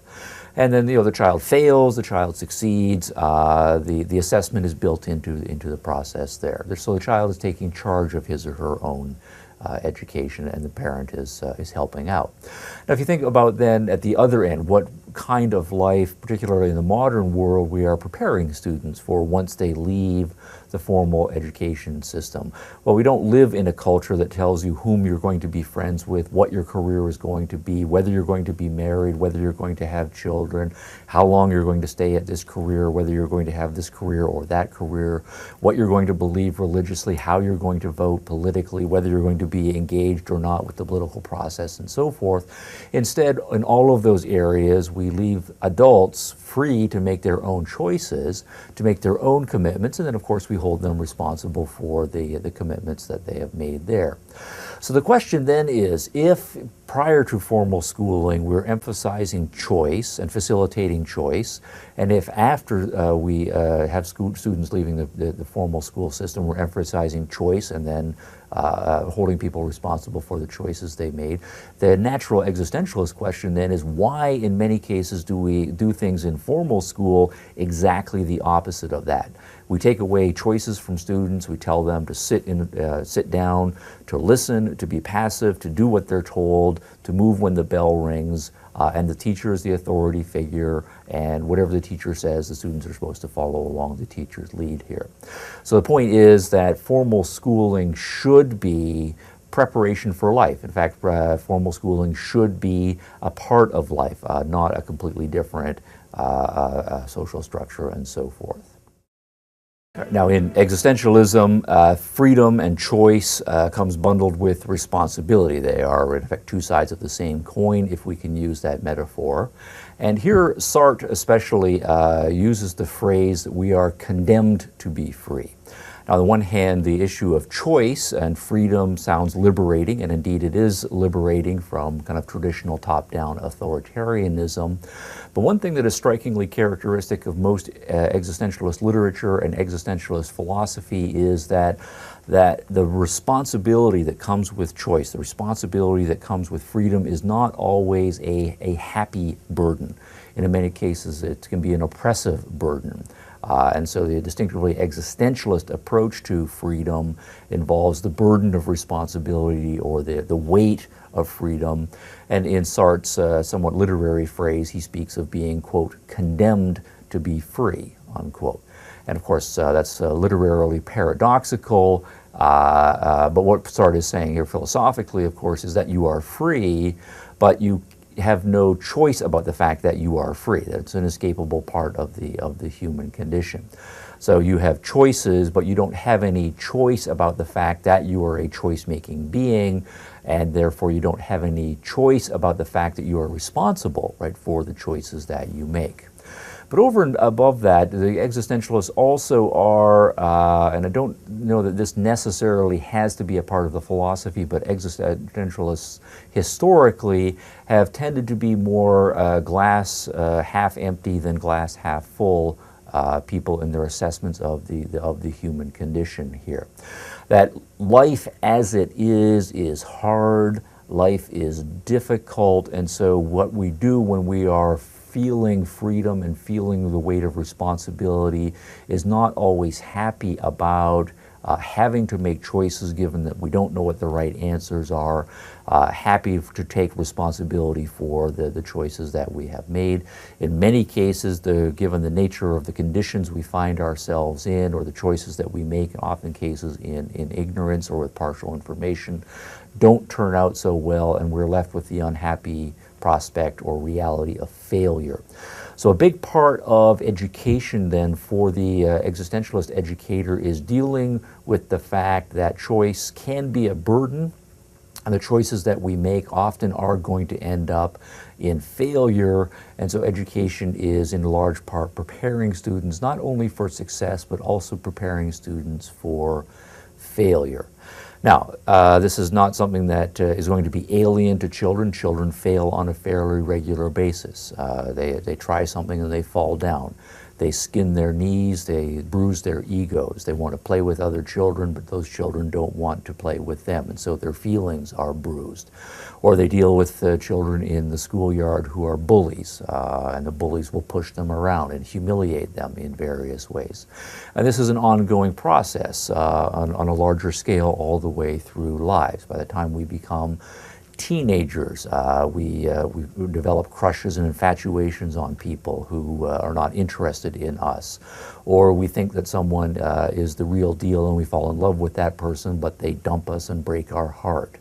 And so forth. We commit to certain goals in college and in our careers, but those fail. We start a business, that fails. We get married, that ends up in divorce. We have children, the kids don't, after they grow up, call us on Mother's Day and Father's Day, and so forth. So life, as well as the things that give us pleasure and contentment, does have a large measure of disappointment, failure, and in many cases outright brutality, and so we do have to build that into our approach to life as well. Now, this is in part a matter of dealing with the fact that when we are children, from the existentialist educator's perspective, that we have unrealistically optimistic assessments about what our lives as adults are going to be like. If we think, for example, of the little boys who love basketball, and 98% of them are absolutely convinced that they're going to make it in professional basketball. Well, the reality is, for the vast majority of them, that they're not going to be tall enough, or they're not going to be quick enough, or they're just not going to have the skills. They're going to be cut from the team by the time they get to high school. So what we should be doing is not puffing up the little kids and giving them these unrealistic fairy tale expectations that, of course, they're all going to be awesome athletes by the time they're adults. They're not going to be. How do we get students to have a realistic assessment that the more likely option here is going to be failure and disappointment rather than actual success? That has to be part of our job as teachers from the existentialist perspective. Or think of young girls who've read perhaps too many fairy tales, and they're all convinced that by the time they grow up, Prince Charming is going to come along and sweep them off their feet and onto his white steed, and they're going to go riding off into the sunset and live happily ever after in the castle. Well, that is not realistic. Again, the reality for the vast majority of girls by the time they grow up is that divorce is going to happen. Their husbands are going to cheat on them, or their boyfriends, right, are going to cheat on them, or they're going to be dumped several times. That is the reality of adult life. And so it's not Prince Charming who's going to come along. At best, they can hope for Prince Pretty Good. And the reality is going to be either disappointment or settling, as many women do, settling for a pretty good relationship, not all roses and flowers and so forth all through life. So if that is the reality of life, as the existentialist educator, we need to teach little boys and little girls to be prepared for that reality and not give them the overinflated expectations here. And what this means, if we're going to teach students the theme of responsibility, taking responsibility for the choices one makes means being prepared not only for success but also for failure. Being able to handle failure, both intellectually and emotionally, has to then be built into the curriculum. Now, just to give a couple of examples here, when we talk about the weight of adult responsibility, we don't know, for example, if we're playing team sports, it gets down to the last minute or so, and the game is very close and your team is behind. Almost every team knows that there are go-to guys, as they're sometimes called, guys who we want to feed the ball so that they can take the shot in the last few seconds, and they're not going to fold. Right? If they're standing at the foul line and they've got the free shot, they can handle the responsibility of taking the shot when the game is on the line. Not everybody can do that.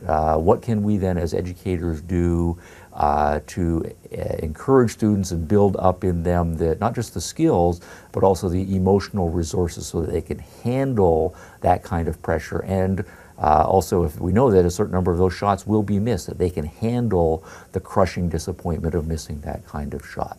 We do know also in the business world, there are lots of people who can make decisions, but there are very few people, it turns out, who can make the decision, say, to start a new business, right? That entrepreneurial ability to take that leap into starting something fresh with the realization that in many cases that entrepreneurial leap is going to end up in failure. And the reality is that most businesses that are started up do end in failure.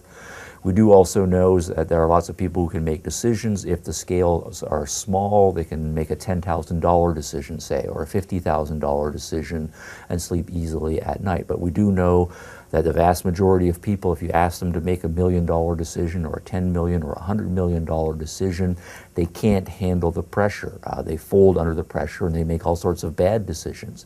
It's a very few people who seem to be able to rise to the occasion, make a $100 million decision and go home and sleep like a baby, whether that decision is going to play out for good or for ill. So if we are then going to be preparing our students for $50 million and $100 million decisions, many of those decisions are going to end up in failure. How do we develop in our students the ability, the emotional resources to be able to make those responsible decisions for good or for ill? That has to be a forthright and explicit part of our responsibility as educators. Turning now to existentialist curriculum, what kind of content vehicles will best express and develop these themes of choice, commitment, responsibility, and so forth? The fairest thing to say overall in terms of existentialist history is that the existentialists are much stronger on the humanities than they are on the sciences. There are, of course, philosophical reasons for that. It's in the humanities that we typically find emphasis on human themes, right? That is to say, human beings engaged in choice-making activities and bearing the responsibility for the choices that they make. And from the existentialist philosophical perspective, science typically is viewed under a cloud of suspicion as being too cause and effect, too deterministic, too formulaic, too willing then, once finding the one right answer, to be imposing it rather on individuals. So what we're interested then in is primarily curricular vehicles that are going to point up the child's capacity for choice, the child's capacity for making individual commitments, and folding in themes of responsibility and giving the students feedback on all of those themes here. And here then a natural is, of course, the arts. The arts do emphasize themes of choice, individuality, creativity, personal commitment, personal exploration, personal feedback. Is this working for me? The arts are also vehicles that have a reputation for there not being a right answer, right, or one right way of doing particular things. We give the child the option of writing a story, right, or painting something. There are no dictates about what the right colors are, what the right subjects are, and the child can be experimental, find his or her own true voice, and so forth. And so for all of those reasons, in most existentialist curricula, the arts are going to be the #1 curricular element. Now this then puts the existentialism in marked contrast to all of the other isms that we have looked at this semester. I think it's true to say that the realists, for example, do give the arts pride of place and see it as in many cases as being of equal importance with the sciences and the social sciences and so forth. But the existentialists are distinctive in the history of education in making art the #1 most important, live and die for curricular element. All right, secondarily, in the humanities, the existentialists will also give pride of place to literature, reading literature, interpreting literature, digesting literature. And again, the reasons are fairly clear. What we find in literature usually, again, is human beings as the central agents, human beings making choices, human beings developing certain character traits, different kinds of characters coming into collision with each other other, interacting with each other, conflicting with each other. In the case of literature, there's the whole panoply of different cultures and their literary traditions spanning much of human history. So we can explore the vast variety of different cultural expressions of ways of being human in the world. The vast historical number of historical contexts, exploring the different ways individuals have shaped their cultures and have been shaped by their cultures and so forth. And so what this then does, to the extent that we expose to students to lots and lots of literature, is give students a very broad sense of what the human possibilities are. Of course, we're all born in a particular culture and exposed to a certain number of possibilities in that culture there. Then the formal part of the educational process should, as much as possible, give the students as wide a range of human possibilities so that when they themselves make their own choices about what kind of human being, what kind of character they're going to develop, what they're going to do with their lives, what kind of processes and projects they're going to commit to, they can make an informed choice. They've been exposed to the widest possible arrangement of possible number of choices as the teachers can possibly make real to them. A third thing I think that is worth saying here has to do with the sciences.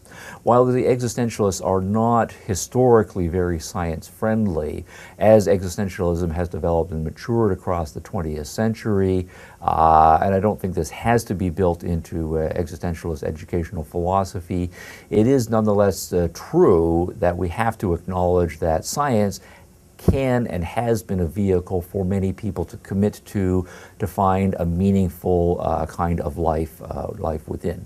So I think existentialist educators will be open to the fact that, again, if the student shows some interest in some scientific or technological or mathematical field, that the educational resources should be made available to that student, and we should have teachers who are in a position rather to facilitate the student's interest in exploring those areas.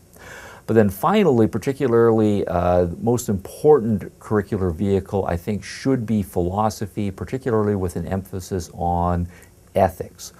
All through education, from day one in education, students are making choices, they're making commitments, and they are being held responsible for the choices they make. That is the subject matter of ethics right from day one. And so from small-scale issues about the choices that children make in terms of the projects that they're going to engage in, how they're interacting with other people, perhaps on some of those projects, right or not, all the way through ethics, making choices, hopefully making informed choices among various options, and assessing the outcomes and taking responsibility for those outcomes, and then making perhaps new choices or making better informed choices and longer term choices as we grow older. All of that applied ethics has to be all the way through the educational process built into existentialist education. A fairly common question at this point for existentialist educators is how they are going to assess students, how they're going to grade students, how they're going to determine whether or not the students are learning what they are supposed to do here. And the question is often asked in a somewhat puzzled fashion, given that existentialism is strongly emphasizing student autonomy, student choice, student responsibility, and it's emphasizing the points that teachers cannot be strict top-down authoritarians and so forth. So how can we, for example, be putting exams on students? How can we give them standardized tests, SATs, ACTs, and various sorts of things? How can we possibly assess students if it seems like it's this open-ended things and students can do whatever they want, right, so to speak? Well, here the existentialists will make the argument that in education, assessment should not be done any differently than we assess in the other areas of our lives. By the time we're adults, there is no authority figure who is assessing how well we're doing in our lives. Instead, we are primarily engaged in the process of self-assessing. am I achieving my goals? Am I developing my character? Am I moving my projects along in a way that is satisfactory to me? So self-assessment rather than imposed assessment by teachers is going to be the underlying theme here. And the existentialists say that if you approach this correctly, it should not be that difficult in order to do it. It simply involves goal setting, which comes from the students, but the job of the teacher then is, once the student has committed to a certain project or committed to a certain goal, to help the student articulate what that goal is, what steps are going to be necessary if he or she is going to achieve that goal, and then helping the student figure out, and in many cases it's not that difficult, whether that goal has been achieved or not. Let's try a few examples here. Suppose the child is displaying some interest in drawing, and so enjoys working with crayons, with colored pencils, or pastel crayons, or whatever. And so the student is drawing, and suppose the child then says, I want to learn how to draw a tree. And so you see that the child is trying to draw a tree here.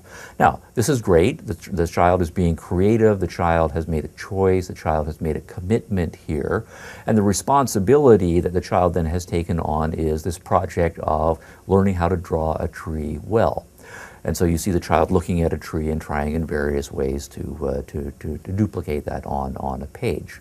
Well, the teacher should be able to work with the child fairly straightforwardly here, say, look what you've drawn so far, right, and look at the tree, and the assessment simply is, using the child's own eyes, are you satisfied with what's presented to your eyes, matching up with what's presented on the page here? And then the teacher should be able to say, well, you know, you've made, say, the leaves over here fairly monolithically green in one color, but if you look over here, there are actually 2 or 3 different shades of green here. So what do you think you could do in this case? Then the child might say, oh, well, maybe the next time I try drawing, I'll take the dark green crayon and the light green crayon. And some of the crayon, or some of the leaves I'll make more light green and some more dark green, and so on. Or the child might have made the trunk monolithically brown. And then the teacher might say, well, look at the tree over here. Maybe it looks partly in shade, and that's a little bit more gray. Do you see that? And the student's going to say, oh, yes, I can see that. And so the next time the student draws, he or she then will use the gray crayon in addition to brown and some combination there.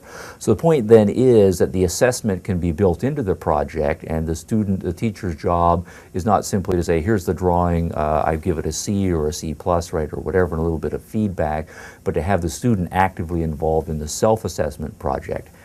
Has he or she made satisfactory progress by his or her own lights according to the goal that is made there?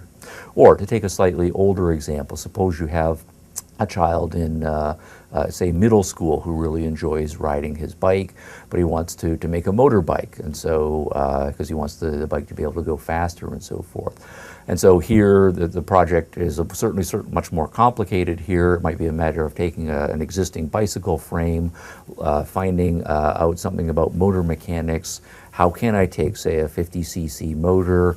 How can I mount it on this bicycle frame? How can I hook it up to the drive shaft and so forth? How can I beef up the brakes so that they're going to work for higher speeds and so forth? And so then the project is going to build in self-assessment. Either the motor stays on the frame, right, or it doesn't. Either the motor is hooked up to the drive shaft or it isn't. And so the assessment, right, is it actually working, then is again built into the process. The teacher facilitates this process, but it's not simply a matter of assigning a project, assigning certain benchmarks, and then telling the student whether he or she has reached the goal or not. And so on through the bigger projects in life. Now here the existentialists will say, if you think about what we do in our own lives, right, we're constantly asking ourselves, am I reaching my goals in my career? Am I progressing along? And there's nobody who's telling us what our career goals should be and whether we're progressing or not. We might have supervisors who are supposed to be helping us with this project, but essentially this is a project that we do ourselves. If we are parents, we are constantly, if we're good parents, assessing, am I living up to my own standards of what I think good parenting involves? How did I handle this situation? How did I handle that situation? that arose in the case of the parent. And again, there is no uber parent, right, or a parent authoritarian dictating to us and just giving us a grade book at the end of the quarter telling us how we're doing and so on. Or we go to a wedding. There are some younger people who are now embarking upon their marriage. Well, at that point, that's in many cases a moment for assessment. How am I doing in my own marriage? Is my own marriage going the way that I'm going? We might decide that we're going to go to marriage counselors for some assistance, right, and so forth. But again, there's no authority figure telling us this is what your goals have to be in your marriage, and here's what you're supposed to be doing on Tuesday night in order to be advancing your marital goals. We self-assess, right, and so forth. Or we occasionally go to funerals, and then we start to think about that person's life as a whole. Did that person live a meaningful life and a significant life? And then again, inescapably, for most of us, we're led to thinking about our own lives. Am I approaching my overall life's goals so that by the time I'm the person who is at the funeral, have I achieved my life's goals? So we are making our own commitments. We are trying to articulate the goals that we're trying to achieve as individuals, set our own benchmarks. And we might ask for other people to help us clarify and set those benchmarks and so forth. But again, we are responsible in all of these areas of our lives, right? Our careers, our children, our marriages, our broader life goals and so forth, for maintaining the commitment to those goals and assessing how far along we are in achieving those goals. That's what we should be modeling as much as possible all through the educational process. Individualism, but with a question mark, and existentialism.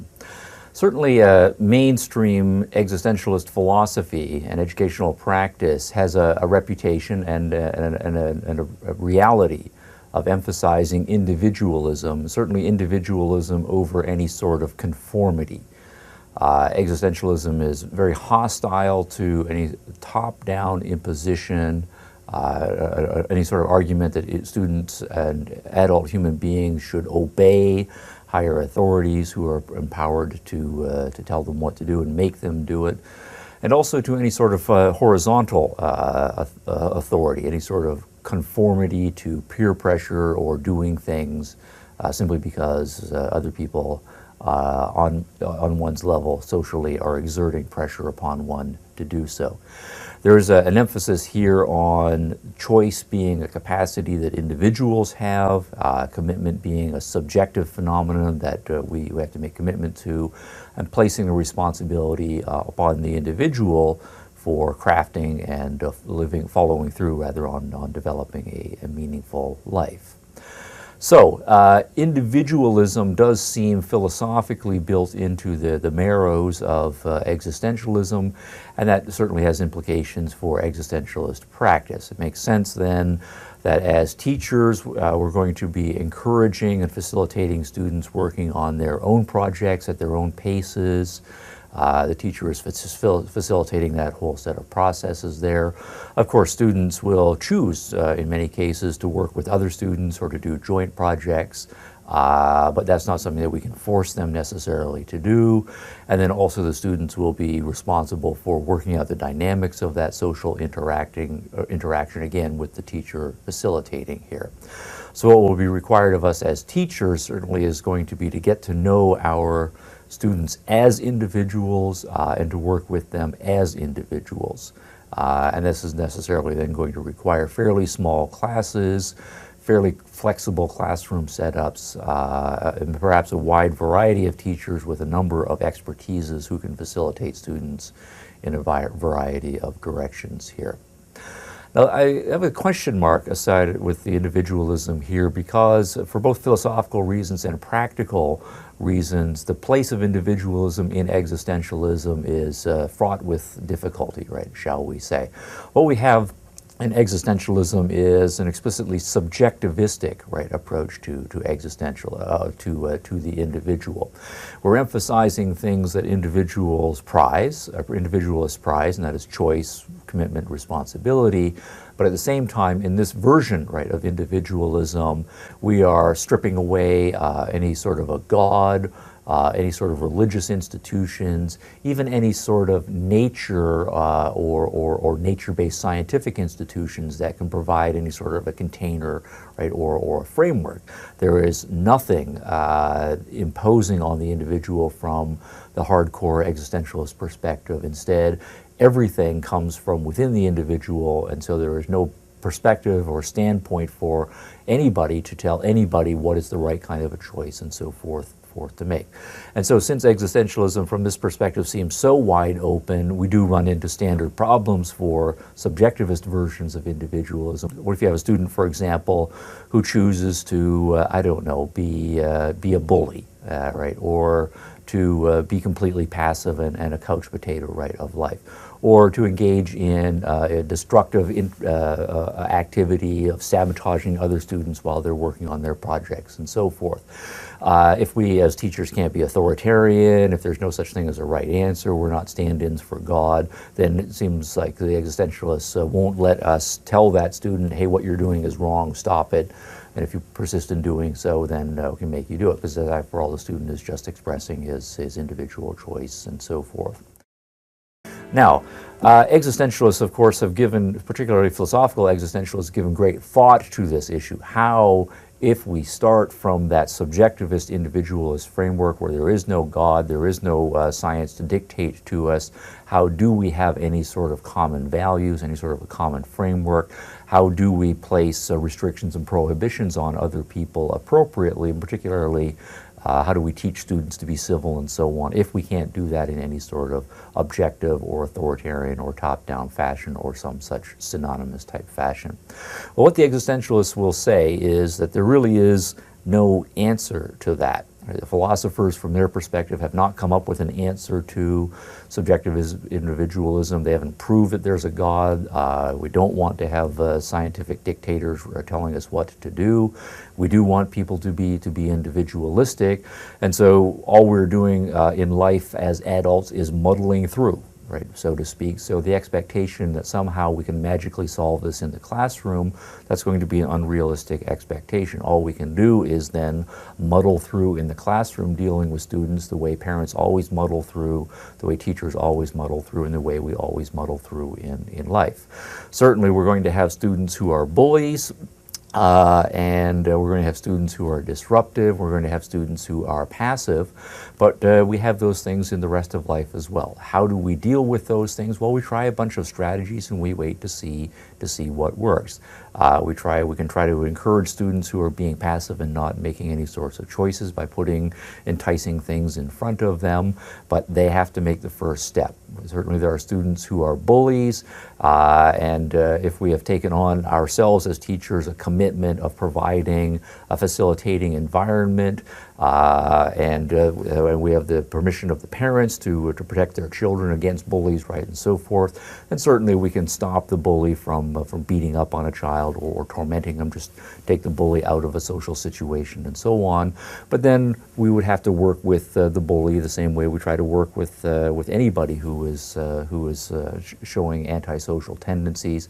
Get that bully to think reflectively about what he or she is doing, what goals is he or she trying to achieve. This is just really the best way to do it. Are there other possibilities, right, available, and so on. That's the only way it's going to solve. We're going to solve the problem of bullying. Simply, punishing the bully and telling him he's a bad kid isn't going to get us very far, and so forth. And then equally so, when we attend to the social aspects of life, many of our students are, of course, going to be interested in social activities. Many of the things that we know they'll be engaging in as adults are intensively social activities, raising families, participating in some business enterprises, the political process, and so on. And so part of our job certainly is to socialize students, but socialize them from a subjective individualist perspective as existentialists here. And so if, for example, we know that students are going to go on to be citizens and to participate in various civic and political projects there, what we should try to do is model that in the classroom. So we might even experiment with more top-down forms of social organization, having assigned leaders and let the students experience what that is like. Try more democratic arrangements, more Republican arrangements, right, and so forth. Give the students a sense of what that is, that it's all about. Have them read historical works and literary works in which all of these things are explored and modeled again, and get the students to be a part of that social process, proposing various rules, trying them out for a certain amount of time in an experimental fashion, trying this social arrangement, that social arrangement, and so on, until they then, in an informed way, are ready to make their own longer-term commitments to whatever kinds of processes and so on. But again, the short answer is the existentialists don't think there is a philosophical answer to how we can solve the problems of subjectivist individualism. There are problems there. But we can't just pretend that there are easy and pat solutions that we're going to impose. We have to, and I think the best word really is muddle through as best we can, because that is in many cases the nature of life. Now, I mentioned that the existentialist philosophers have grappled with trying to get some sort of social harmony or social cooperativeness out of their principled subjectivist individualist starting point. And I do want to just mention one thesis that might seem rather historically peculiar, but it certainly is arresting when we think about existentialism reputation for being individualistic. If we take the three most famous existentialist philosophers of the 20th century, I've mentioned Jean-Paul Sartre as one, and Albert Camus, the two major French existentialists. The third has to be Martin Heidegger, the famous German existentialist, and Heidegger was for a brief period a teacher of Jean-Paul Sartre. The striking thing about them is that while in the reputation of the philosophy that they founded and furthered is strongly individualistic, in the politics of all three of those philosophers we find that they are very strongly collectivistic, almost as collectivistic and socialistic as one possibly can get. Camus was a socialist and a fairly far left-leaning socialist. Jean-Paul Sartre was also a communist, strongly for a certain phase of his life, was very strongly opposed to the United States and its political system and economic system, which he condemned as being much too individualistic and anarchistic. And then Martin Heidegger was a Nazi, a National Socialist in Germany, a very ethnically collectivistic and economically and politically authoritarian and collectivistic approach to politics. So I'll leave this just as a teaser for further reading and reflection. While existentialism does, in theory and practice, have a reputation for being very individualistic and particularly subjectivistically individualistically, there is this striking fact that most of the major existentialist philosophers are in their politics and their social theory very anti-individualistic and strongly collectivistic. The final point I want to take up in existentialist education is the existentialist criticism of what they take to be an unreasonably idealistic or sunny skies and good news approach to education. By that they mean that we as parents and we as educators, almost without exception, tend to idealize the world, to puff our students up, to puff our children up, and to give them wildly unrealistic expectations about what life is like and what the future holds for them. So, for example, we encourage all of our kids to expect that they can be above average intellectually, that there are the little boys who are into sports that, yes, you can make it in the pros, to think that they are going to find true love, right, and so on and so forth. Everybody can make $1 million and so on. Now, the point here is not from the existentialist perspective that most people don't have the capacities, right, to do so. There's no inbuilt human nature from their perspective that is stopping or enabling anybody from achieving these goals. But rather it is the fact that for most existentialists, the world is dominated more by harshness and brutality and ugliness than it is by sweetness, gentleness, and attractiveness and success. So what we then need to do from the existentialist perspective is give students a realistic education. And it's not simply a matter of glass half empty or half full. From the existentialist perspective, it's usually less than half full. The reality of life is we have our moment in the sun. But even while we're having our moment in the sun, we're surrounded by death, brutality, and ugliness all over the world. And even our moment in the sun is fairly short. We then are on a downward slide to ultimately death. So the reality of life, as much as anything, is pain, suffering, disappointment, betrayal, disease, poverty, war, terrorism, death, right, and so on. All of these things, as part of reality, should have an honored and central place then in the existentialist curriculum. Now, one fairly provocative element of the educational curriculum that comes from existentialism that often gets a lot of attention is the idea and thesis of death education, that we should focus on and make central the realization of death, the omnipresence, right, of death, and the training students or facilitating students in their ability to handle the phenomenon of death intellectually and emotionally. So, for example, children, when they are young, at some point a family pet is going to die. A lot of parents will lie and say, well, our dog has gone to heaven. There's doggy heaven, and all good dogs go to heaven, so he's in a better place. And what we're in this case doing is shielding the child from death and putting an illusion right in the child's head that is not going to serve the child well, because at some point the child is going to learn that dogs don't go to heaven, and that realization will then be harsher because he will realize that you betrayed him by telling him a lie in this particular case. Another part of life, particularly for most young children, is at some point one of their grandparents, right, is going to die. And in many cases, it's the same thing here as with the dog, just on a larger scale, right? What we do to shield the child, to make the child feel better and so forth, is again, tell something that is a lie or something very close to a lie, because we don't necessarily believe this ourselves. Well, grandma has gone to a better place. She's in heaven and we will be reunited with her. And again, what we're doing is we are shielding or insulating the child from harsh reality.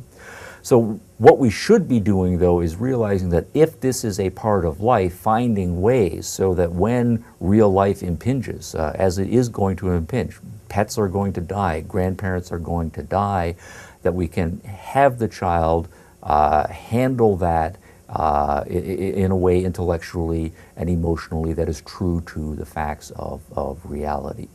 If we think of children when they get a little bit older, at times most students go through their teen years, the teen years being very stormy emotionally. The reality for them is that chances are good one of their classmates in their school is going to commit suicide. Another benchmark here is by the time the students get their driver's license and they start going out there and doing all of the ridiculous driving things that teenagers can do.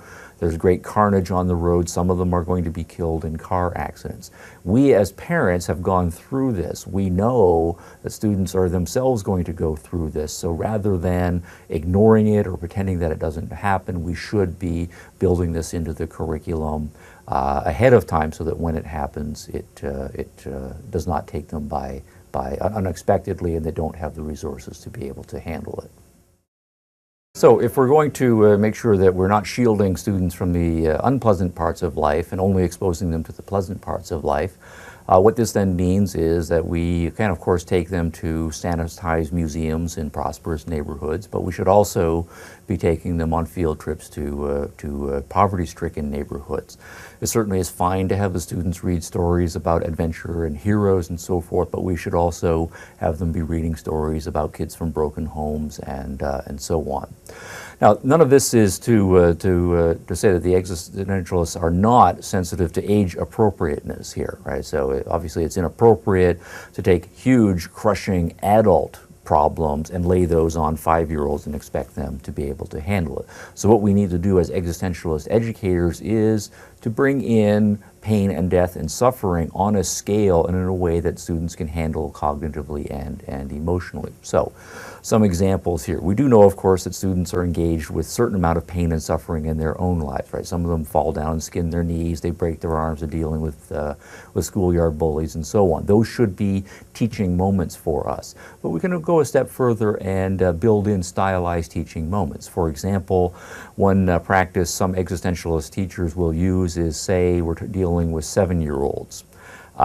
We might give them a choice. We can say, here, if you would like, here's a plant that you can look after, or here's a little goldfish in a bowl. You can have this responsibility. Give the students a choice. Would you like a plant, or would you like to look after a goldfish? And so the student, say, chooses a goldfish. Well, the student has made a choice, has made a commitment here, and the student then also knows that there's responsibility. The goldfish needs to be fed every once in a while. The water should be changed, and so forth. It can't be put in full sunlight or in a place that's too cold. So here we have choice and commitment and responsibility, right? And that's a beautiful thing. And so the student takes on the project of looking after the goldfish. But we know, if you're talking about 7-year-olds, how they are with that kind of responsibility. And so in the back of our teacher minds, we know that at some point down the road, not too far, the student is going to come in one day, and sure enough, there's the goldfish belly up, having died in the little fish bowl there. The student naturally is distraught. We go over, we comfort the student, but this is a teaching moment, and we're ready to rock and roll, so to speak, at this teaching moment, because this was a choice the student made. There's a responsibility and a commitment that was made here, and now there's an opportunity for assessment. Well, why did the goldfish die? Was the goldfish not fed? Was the water not changed? Was it put in too warm a place, right, and so forth? And so we are using this death education, right, as a way of teaching all of these core existentialist themes, but at the same time exposing the child to death in a very personal kind of fashion, but also on a scale that the child can handle, right? The child is disappointed, but it's only a goldfish, right? And if we've done that with the goldfish, then when the family pet dies, that's a larger deal, but the groundwork has been laid, right, and so forth. Then for older students, not necessarily dealing with goldfish, we can have them, for example, do a great deal of journaling. We might have them read a story that involves some sense of death, and have them write about what their thoughts and what their feelings are in response to this character's death. Again, that is something on a scale that they can handle, right? It's a fictional person perhaps who has died, so it doesn't have that element of reality, but nonetheless the feelings and thoughts that they have that are real, and helping the students articulate and work through those thoughts and feelings is something that is a useful exercise. When students get a little bit older, we can, for example, start bringing in newspapers right into the class, or headlines and articles from internet publications. All of the regular news about what's going on around the world. We can have them read the headlines. There's been, in most cities, a shooting and someone has died. There's been a gang warfare incident. There has been a famine, right, in some part of the world. There is a war in some other part of the world. So the students then become aware, perhaps now they are in high school, about the broader world and the darker things that are happening all around the world, and we use those as opportunities for discussion, right? And of course we can fold in lots of other curricular elements, right? History and politics and economics and other social factors and religions, etc. But again, we are teaching the students in a classroom how to deal with intellectually the reality of the darkness of the world. And so we can then, for example, also take them on field trips to museums that are perhaps memorials, so memorials to people who have died in various sorts of wars or as a result of certain kinds of holocausts. And another possibility certainly is to take the students on a field trip to a graveyard. This may sound a little bit morbid, and there's nothing pleasant necessarily about a graveyard, but again, it's a way of making real to them in a somewhat artificial fashion the reality of death, the actual people who lived and died, and to reflect on and work through the feelings about what death involves. After all, as the existentialists say, we all will end up in the graveyard, right, at some point. And the grave is a fine and quiet place, but none, I think, do there embrace, quoting some poetry. The point then for us as existentialist educators is to get us to embrace the world, to have students embrace the world, the real world, right, in all of its brutality and tainted beauty, and to do it now.